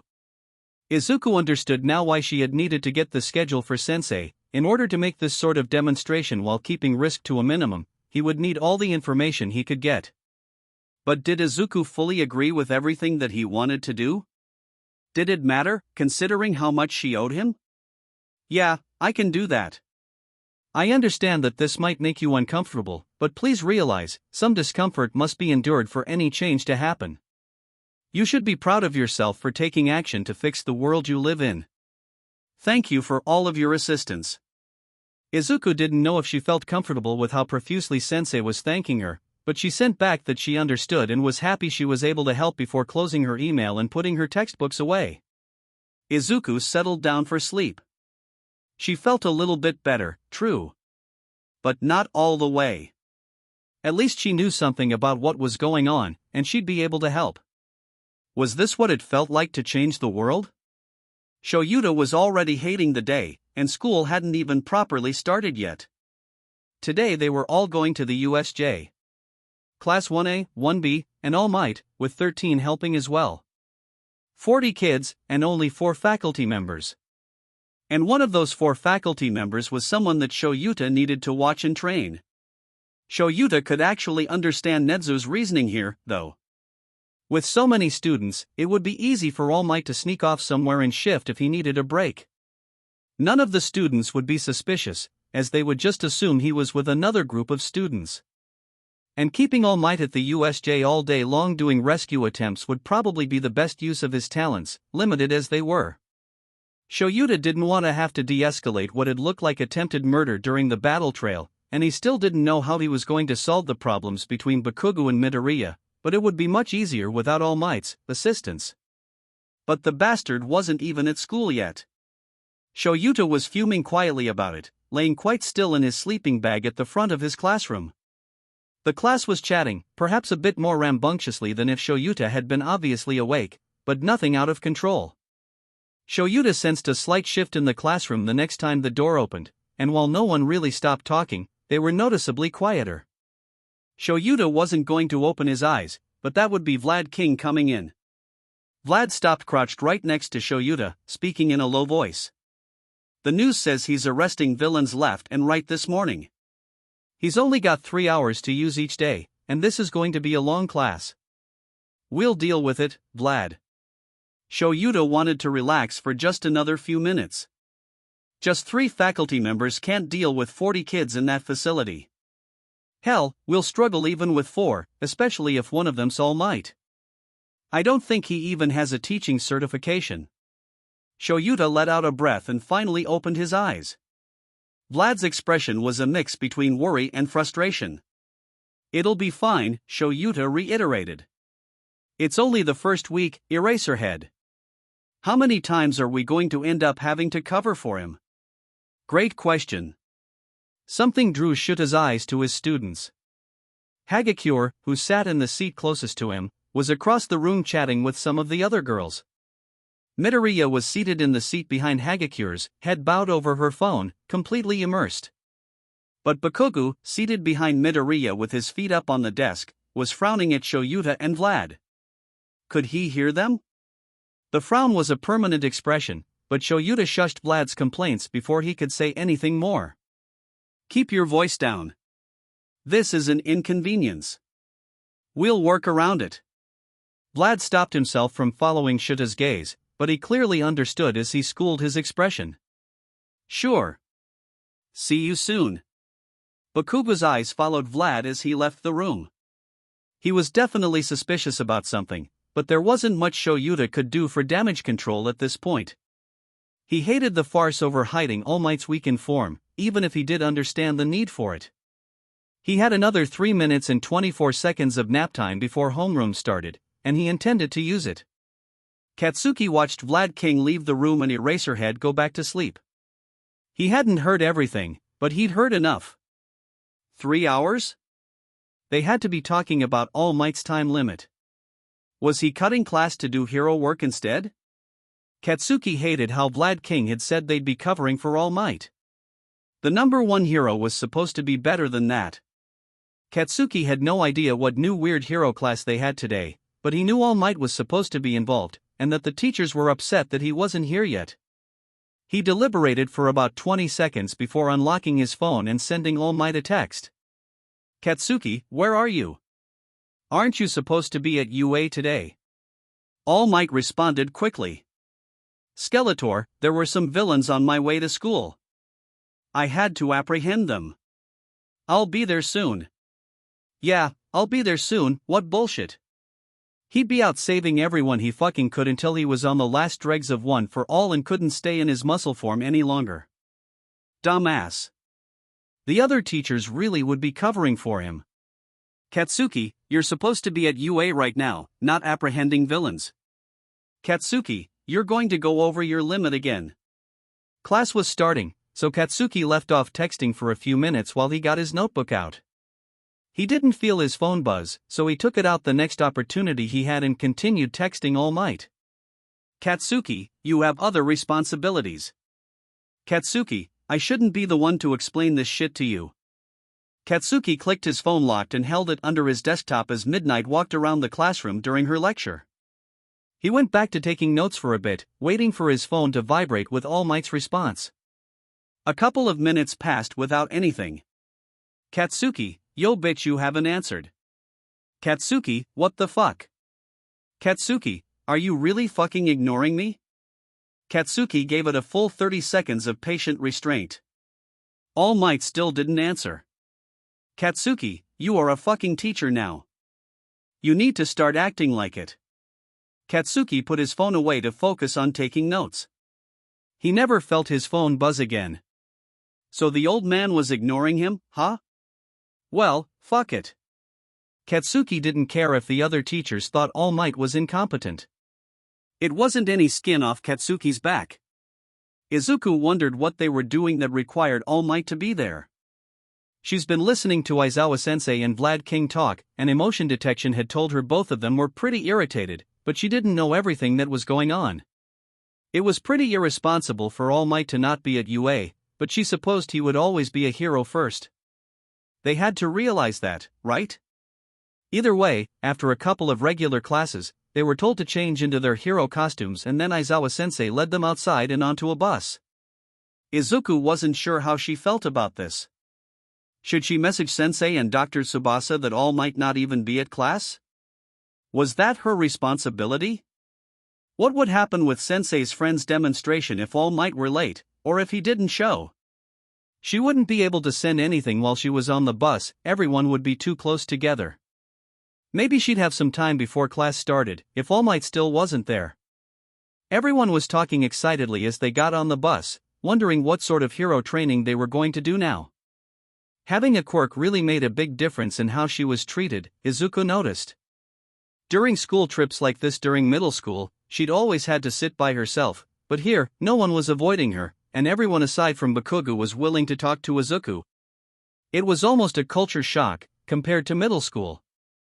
In fact, Bakugo was now the one being picked on. Izuku watched the conversation happen in stunned silence. Bakugo will never be that popular, he's too angry for that. Sue was shockingly straightforward, and completely unflustered by Bakugo's sputtering death threats at her. We haven't even known you all that long, and I can already tell your personality is flaming crap mixed with garbage, Kaminari said jovially, straight to Bakugo. What? He was insulting Bakugo like that? Did he want to die? But wait, no. Bakugo was upset, and he was yelling, but he wasn't exploding anything. Why not? If anyone in middle school had dared talk to him like that, Bakugo would have hurt them badly enough to send them to the school nurse. Izuku had seen it plenty of times before. Why was he just yelling now, instead of actually acting? Izuku didn't understand the change, but she was going to keep watching until she did. It didn't seem like any of the other students disagreed with Kaminari, either.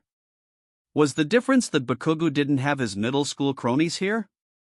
Or was it the teachers? Aizawa-sensei had stopped Bakugo using his quirk during the apprehension test.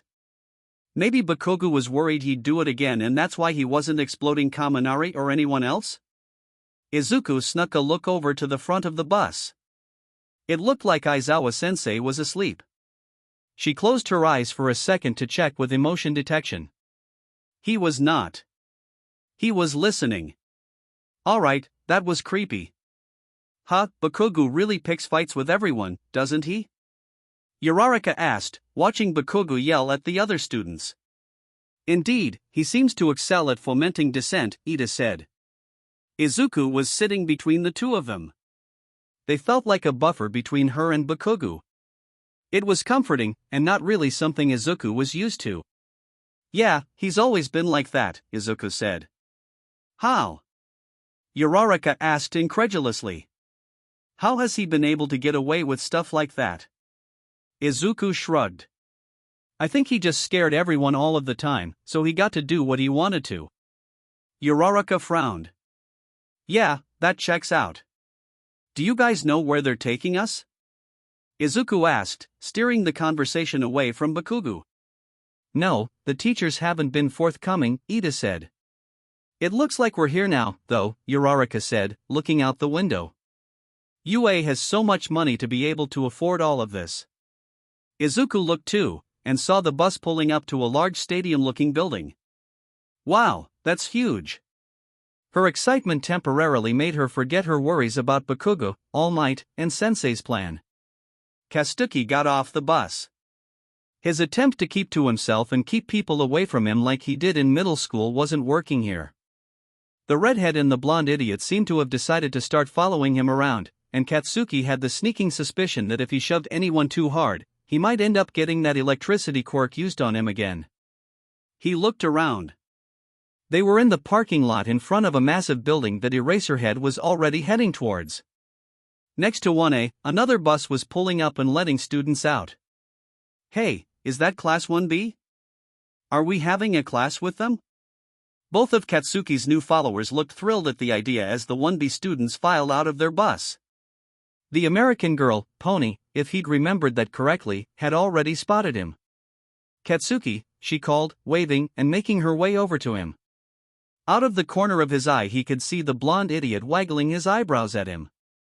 First name basis already, the redhead asked as an aside, nudging Katsuki with his elbow. Katsuki glared at him, but that didn't stop the other boy from grinning. Hi Katsuki. Pony said. It looks like we'll be in class together? Who are your friends? Katsuki stalled, trying to get out of answering because he didn't remember the two of them even saying their names, but luckily the other two had already taken over. I'm Izuku Kirishima. It's great to meet you. The redhead and Pony shook hands. And I'm Denki Kaminari. Kaminari slung his arm around Pony's shoulders, and looked not at all offended when Pony gently extricated herself. It is nice to meet you. We will be having a class together now? Oh, that would be great, maybe all of his little followers could befriend each other and leave him alone. He left the conversation and headed inside. Yeah, it looks like it. This'll be fun, Kirishima said. They were following him. Katsuki could feel a low pulse of discomfort between his temples, the beginning of a headache, as he went inside the building. The astronaut hero called for silence as soon as everyone was inside, and Katsuki only half listened as soon as she started talking about rescue. He knew that was part of being a hero, and he'd do it and be the best at it, but it didn't really interest him. He'd start listening again as soon as she started describing the assignment. But since he wasn't paying full attention to the hero, he was able to pay attention to his classmates. Namely, Deku, who was staring down at her phone, her eyebrows drawn together. What? Why wasn't she gushing over the new hero, like her new pink-cheeked bestie right next to her was? Is everything okay? Katsuki looked down at Pony, who was frowning up at him worriedly. She'd spoken softly enough, no one else had heard. It's fine, he said, using the same quiet tone of voice and looking back up at. I am here. All Might appeared from nowhere and landed in his classic hero pose next to 13 and Eraserhead, who managed to look even more tired than he already had. Fuck, he was loud. But Katsuki couldn't stop the small surge of relief that went through him. So he had made it after all. He might not be able to last the whole class since he'd probably exhausted himself arresting petty criminals, but it wasn't Katsuki's business to worry about it. All Might was a grown-ass man who could handle the consequences of his decisions. Regardless, the two classes were thrilled, and everyone cheered loudly at All Might's entrance.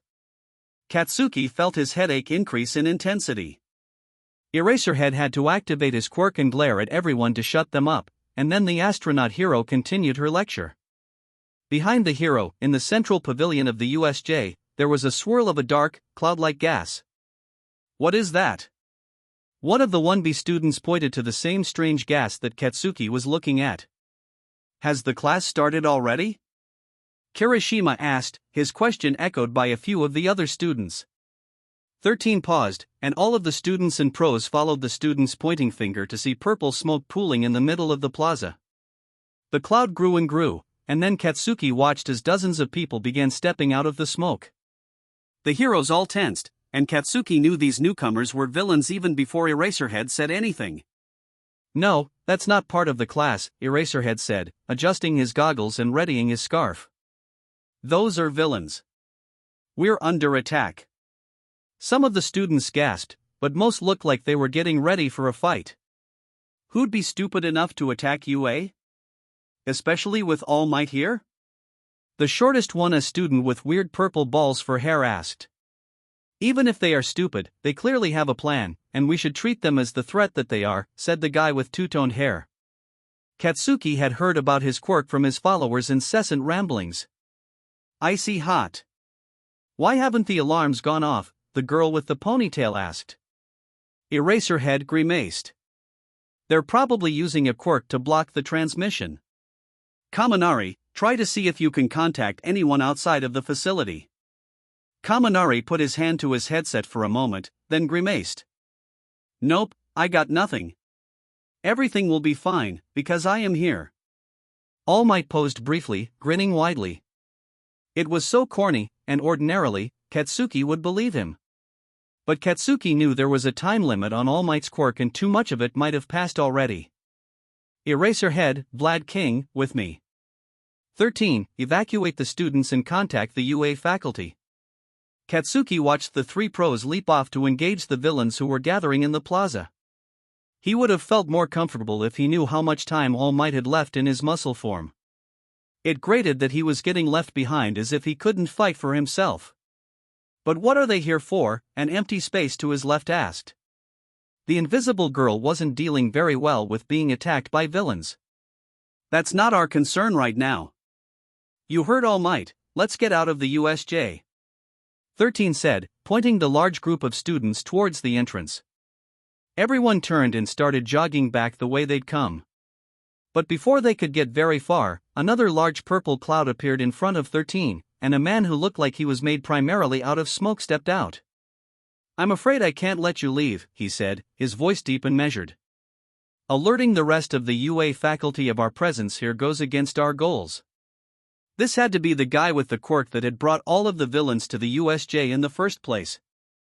And he'd appeared right in front of Katsuki? Dumbass. I don't give a shit about your goals. Katsuki yelled, launching himself forward. Out of the corner of his eye he saw he was flanked by Pony and Kirishima as the three of them attacked. Kids, no! 13 yelled from behind him, but it was too late. Katsuki was already airborne, ready to kill this guy. But he wasn't prepared for how quickly the villain activated his warp quirk. Before he knew it, he was falling through another dark cloud, and had to twist mid-air to land on his feet once he was out of it. He looked around. He was still in the USJ facility, but it was a dilapidated building. This must be one of the sections that 13 had been talking about. Katsuki had paid just enough attention to pick up on that part of her talk. Kirishima and Pony were next to him. They must have all gotten caught in the same warp gate, and they were surrounded on all sides by other villains. This doesn't look good. Kirishima commented as he and Pony backed up to Katsuki, and the villains leered and moved in closer. TCH. Katsuki scoffed. We'll kill these extras and then get back to the real villains. He crouched, readying explosion. Yeah, kill them. Pony cheered. Sounds like a plan to me. Kirishima agreed. As one, they lunged to attack their enemies. Shoyuta saw the swirl of dark gas over his students in the distance, but there were too many villains in front of him for him to afford to pay any attention to that. He had to trust 13 would take care of them. He would have thought that having All Might working with him would make all of this a breeze, but All Might was facing off with a huge man with a beak on his face and an exposed brain, and it seemed to be taking all of his focus to keep the villain at bay without All Might's superpowered quirk hurting anyone else around him. Shoyuta ducked and dodged as he cancelled quirks and used his scarf to capture and slam villains into each other's way, back to back with Vlad King more often than not. The two of them worked well together. Vlad could take care of those with mutant-type quirks, and Shoyuta could erase the emitter-type quirks. They were outnumbered, but this was manageable, so long as the guy with the warp quirk didn't intervene anymore, and they got help soon. At any moment, Shoyuta was expecting All Might to yell at them to duck, and then he'd send a whirlwind punch to blow everyone away, but it wasn't happening. What sort of villain could be a match for All Might? All Might struggling, Vlad King said shortly as they ended up back next to each other. ᴘᴅᴛ tugged on the villain he'd wrapped up in his scarf, knocking him into another man and incapacitating them. ᴘᴅᴛ flicked his scarf free and took the brief moment to blink, trying to get rid of that sandpaper feeling that using his quirk caused. Is it something he can't handle? ᴘᴅᴛ asked Vlad. Vlad, of course, had to watch the fight in front of him, but his quirk wasn't in his eyes. He could afford to look around a bit more than ᴘᴅᴛ could. Go help him, I'll cover, was all Vlad responded, and Vlad immobilized the three villains that were moving in on ᴘᴅᴛ, giving him the opportunity to leap out of the fight and head towards All Might. All Might was in a grappling match with the villain with the exposed brain. It didn't look like he was in trouble, exactly, but he certainly wasn't winning. Anyone that big had to have a mutant quirk, but there was a chance. He jumped just in time to avoid an attack from a white-haired man covered in dismembered hands. No helping, Eraserhead. His hand, the one actually attached to his body like people's hands were supposed to be, hit the ground, and a patch of it turned gray and powdered. My Nomu is going to kill him, and you're not going to be able to save him. So that beak thing was Nomu? Or a Nomu? That was a difference ᴘᴅᴛ couldn't think about right now. I'm not going to let that happen. ᴘᴅᴛ retorted. This new villain was fast, and had a dangerous quirk. ᴘᴅᴛ would have to make sure that this guy never touched anyone with his quirk active. So are you the one in charge, then? The man laughed, a strangely high-pitched laugh. You could say that. I'm the one who wants All Might dead. I assume that's what the Nomu was for, ᴘᴅᴛ said drily. Of course. He was crafted with the perfect combination of quirks to be able to defeat the number one hero. Combination of quirks? What did that mean? Did All Might's opponent really have more than one quirk? Was that why All Might wasn't defeating him easily? And what did he mean by crafted? The white-haired man lunged, and ᴘᴅᴛ had to focus on dodging. One thing was for certain, he wouldn't be able to help All Might until he got this villain incapacitated. Izuku stared in shock around her. Everything had changed so quickly. She tried to contact Sensei when they'd gotten to the USJ to let him know that All Might hadn't arrived, but her email hadn't gone through. She'd figured it had been a fluke, and had been relieved when All Might had shown up. But now there was a horde of villains, all of the combat heroes were fighting villains in the center of the USJ. There was a villain who had appeared in warped Bakugo and most of the rest of the class away, and Izuku had no idea what was going on anymore. The warp gate villain was still in between the remaining students and the door as well. There was only a small group of students left with 13. Izuku recognized Tokoyami and Sato, but the others were from 1B. What was Izuku supposed to do? How was she supposed to help, especially if most of the classes had been moved with that warp quirk? Were they all okay? Sensei was right, this really did look scary. It looked like Vlad King and Aizawa Sensei were taking care of the mob of villains okay, and All Might was fighting the really frightening monster of a man, so none of them were free to help. Students, stay back. I'll take care of the villain. 13 yelled. Izuku couldn't read 13's expression behind the helmet, but her voice sounded frustrated and worried. 13 was a rescue hero, though, not used to combat like the other pros, and even Izuku could see that her attack was slow. Black Hole was a powerful quirk, but it took time to take effect, and there was plenty of time for the Warp Gate villain to find a way to fight back. It was strange Izuku could actually sense the warp gates before they became visible. It was like the pull of gravity was wrong around them. Behind you! Izuku yelled, tackling 13 out of the way as the villain created warp gates in front of 13's attack and turned it back on the pro. 13 yelped as Yusuke shoved her down, but clicked the cap on her suit closed. Izuku felt nothing more than a whoosh of air from 13's quirk. Hey! You could have hurt someone! Izuku yelled at the villain, as she and 13 stood back up. Naive child, thinking this is still a game. I will not let you leave this facility. He didn't approach the group, but he didn't move away either. It seemed like he wasn't actually interested in actively fighting, but he would stop them from leaving. Quick thinking, Midoriya. Thank you. 13 said, as she pulled the remaining students into a circle around her. My attacks are worse than useless on him, but we do need some way to let the other heroes know we're under attack. We need to get someone out. Does anyone have a communication or mobility-based quirk? Izuku looked around. Ida was the obvious answer, but he wasn't there. Izuku hadn't even noticed he'd gotten warped away until just now. Maybe ɪɪrᴜᴜ, if she had some sort of propulsion? But the warp gates had taken her away somewhere, too. She knew Tokoyami and Sato didn't have quirks like that, although she didn't know about the 1B students. Everyone looked a bit lost. I do, I guess? Izuku volunteered. Like it's not much, but I can basically fly? Good. We're going to get you out of the USJ, and you're going to go as fast as you can back to campus, and get help from the other pros. Wait, but I can help fight. Izuku had just saved 13 herself, after all. Not now, kid.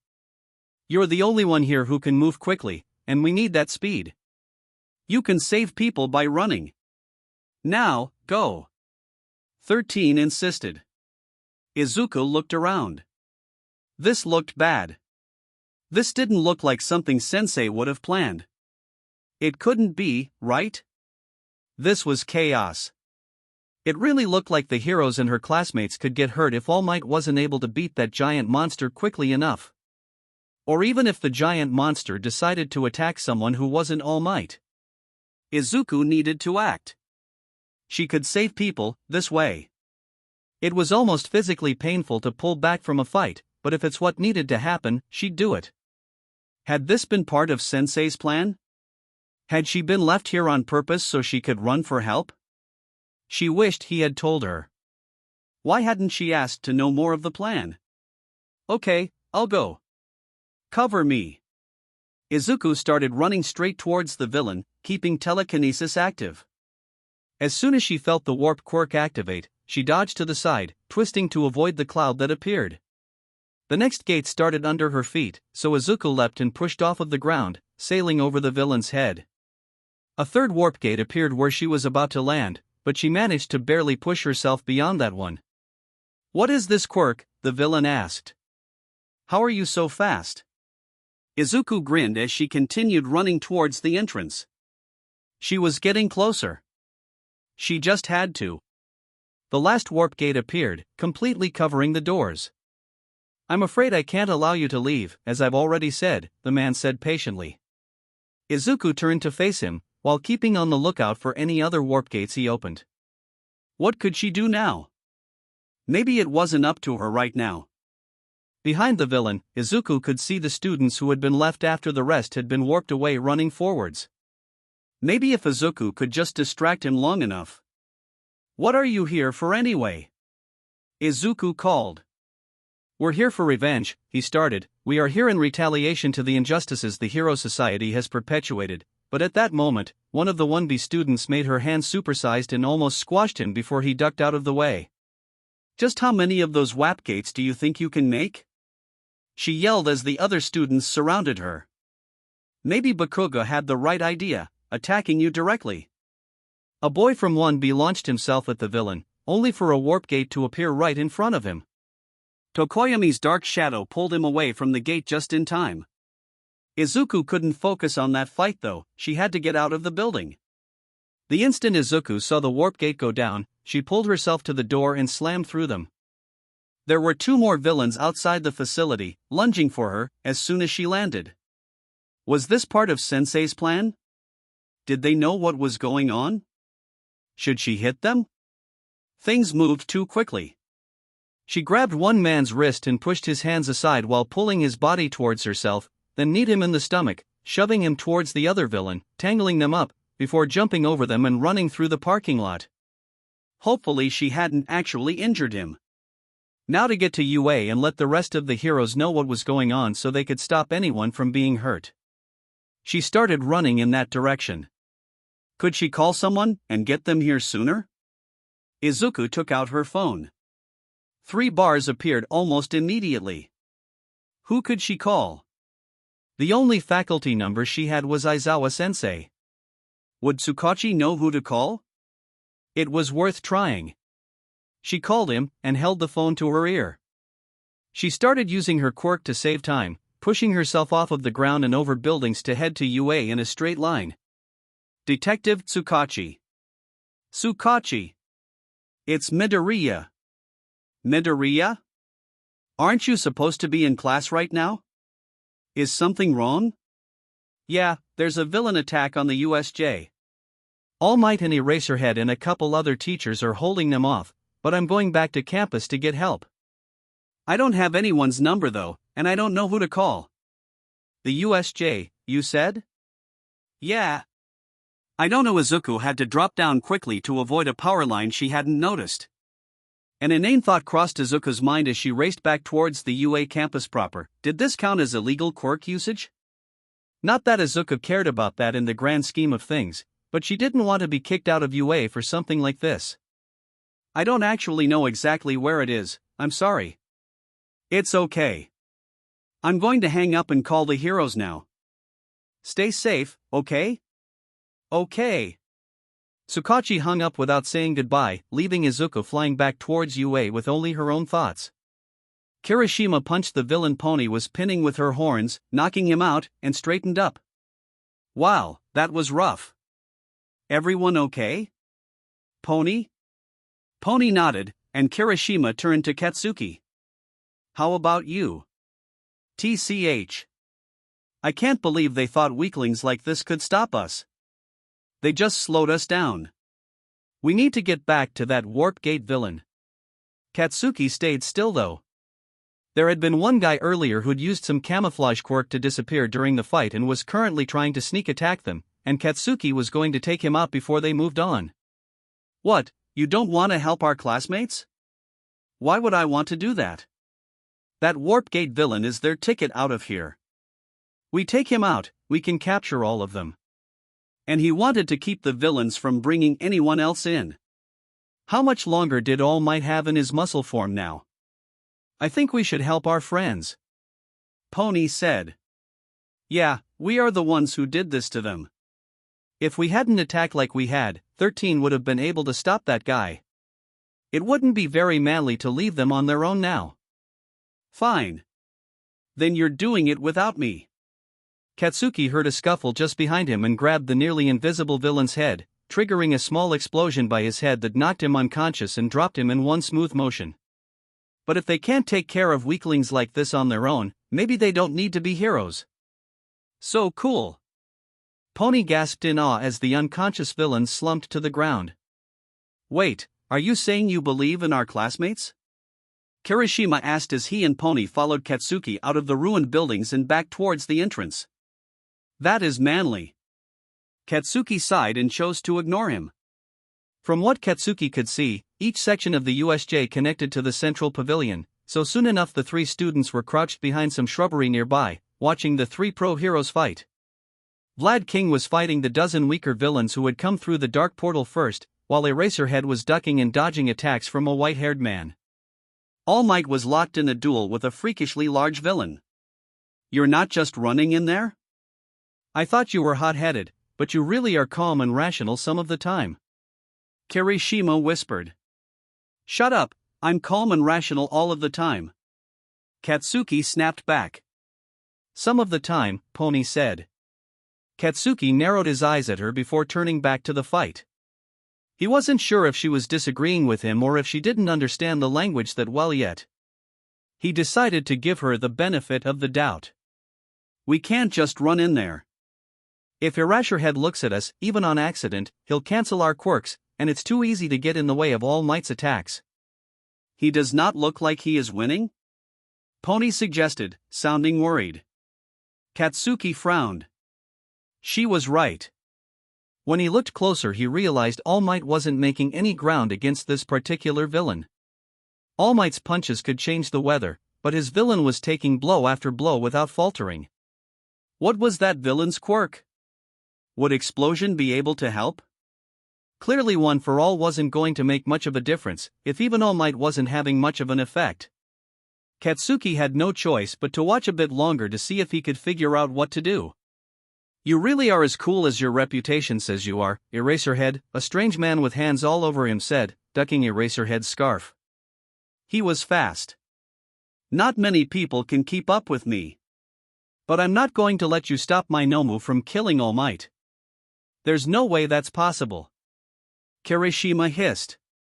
Shut it, Katsuki said. Was that what these villains were planning? They'd clearly put some work into this plan. Did they know about All Might's weaknesses? That's not going to happen, Eraserhead said in response to the villain in front of him. That seemed to frustrate the man. I already said he's been made special to be able to, he snapped at Eraserhead. He's got all the quirks he needs. The white-haired man's grin underneath the dismembered hand was chilling.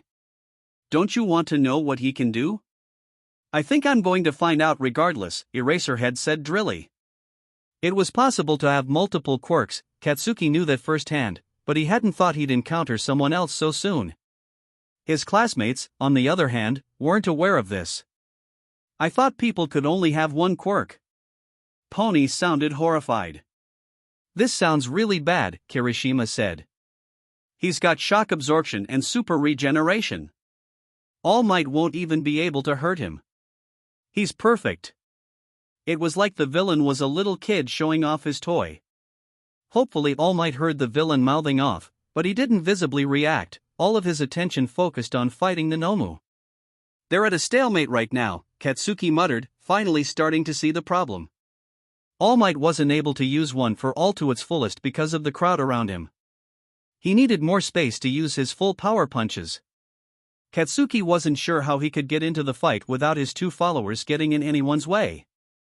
He's back, Pony whispered, sounding scared. What? Kirishima asked. Katsuki saw it before Kirishima did. The swirl of dark purple mist. The Warp Gate villain was back. Shit, Katsuki swore. Vlad still wasn't finished with the lowlives. The odds were now stacked in the villain's favor. Shigaraki, the cloud villain said, staying out of reach of Eraserhead. A student made it out of the facility. We have limited time. You weren't supposed to let that happen. There was a brief lull in the fighting as Shigaraki pulled out of the fight and began scratching at his neck where it wasn't covered by the dismembered hands. But the fight between the Nomu and All Might was still ongoing. Katsuki saw a punch land right where All Might's weak spot was. It looked like dumb luck to hit that spot, but the effect was the same as if the Nomu had known to aim there. All Might folded over momentarily, but straightened almost immediately and caught the Nomu's next punch and threw him away, giving himself a moment to breathe. All Might wasn't showing any weakness, but Katsuki could tell that he wouldn't be able to take another hit like that. The Nomu charged again, and All Might braced himself to catch his opponent. It was time for Katsuki to act. If his classmates put themselves in danger, it wasn't his fault. That's what they were at UA for, after all. He exploded out from behind cover, launching himself towards the Nomu. I'm gonna kill you, you piece of shit, he screamed. Everyone turned towards him at that. Young Bakugo. All Might yelled, blood leaking from the corners of his mouth. Katsuki ignored him and pulled the trigger on one of his grenade gauntlets, hitting the Nomu point blank in the face. Because he was still airborne, he was sent flying backwards. Katsuki saw the wisps of purple clouds and twisted midair, blasting himself away from the warp gate that had opened behind him. He landed safely. The Nomu's hands were over its face. Katsuki hadn't done any permanent damage, but it should hopefully be enough to blind the creature for a while. Bakugo. Eraserhead barked, still keeping his eyes on Shigaraki. What are you doing? Get out of the way. Oh, is one of the students trying to help now? The white-haired man dodged Eraserhead's scarf again. Are you here to try to save the day? His voice had a mocking, derisive tone to it that immediately made Katsuki hate him. Young Bakugo, All Might said in a low tone. You need to get out of here. This is dangerous. He wasn't holding his side, but Katsuki could see small wisps of steam coming off of him. So he really was near his limit. Katsuki pointed to the Warp Gate villain. You got away from me earlier, you bastard. I'm not going to let you do that again. He'd take this guy out and keep reinforcements from coming, and then they'd be able to clean up the rest of them without anyone escaping. He had to leap aside again when a warp gate started to appear around him. Nomu, catch him and kill him, the white-haired man said casually, pointing towards Katsuki.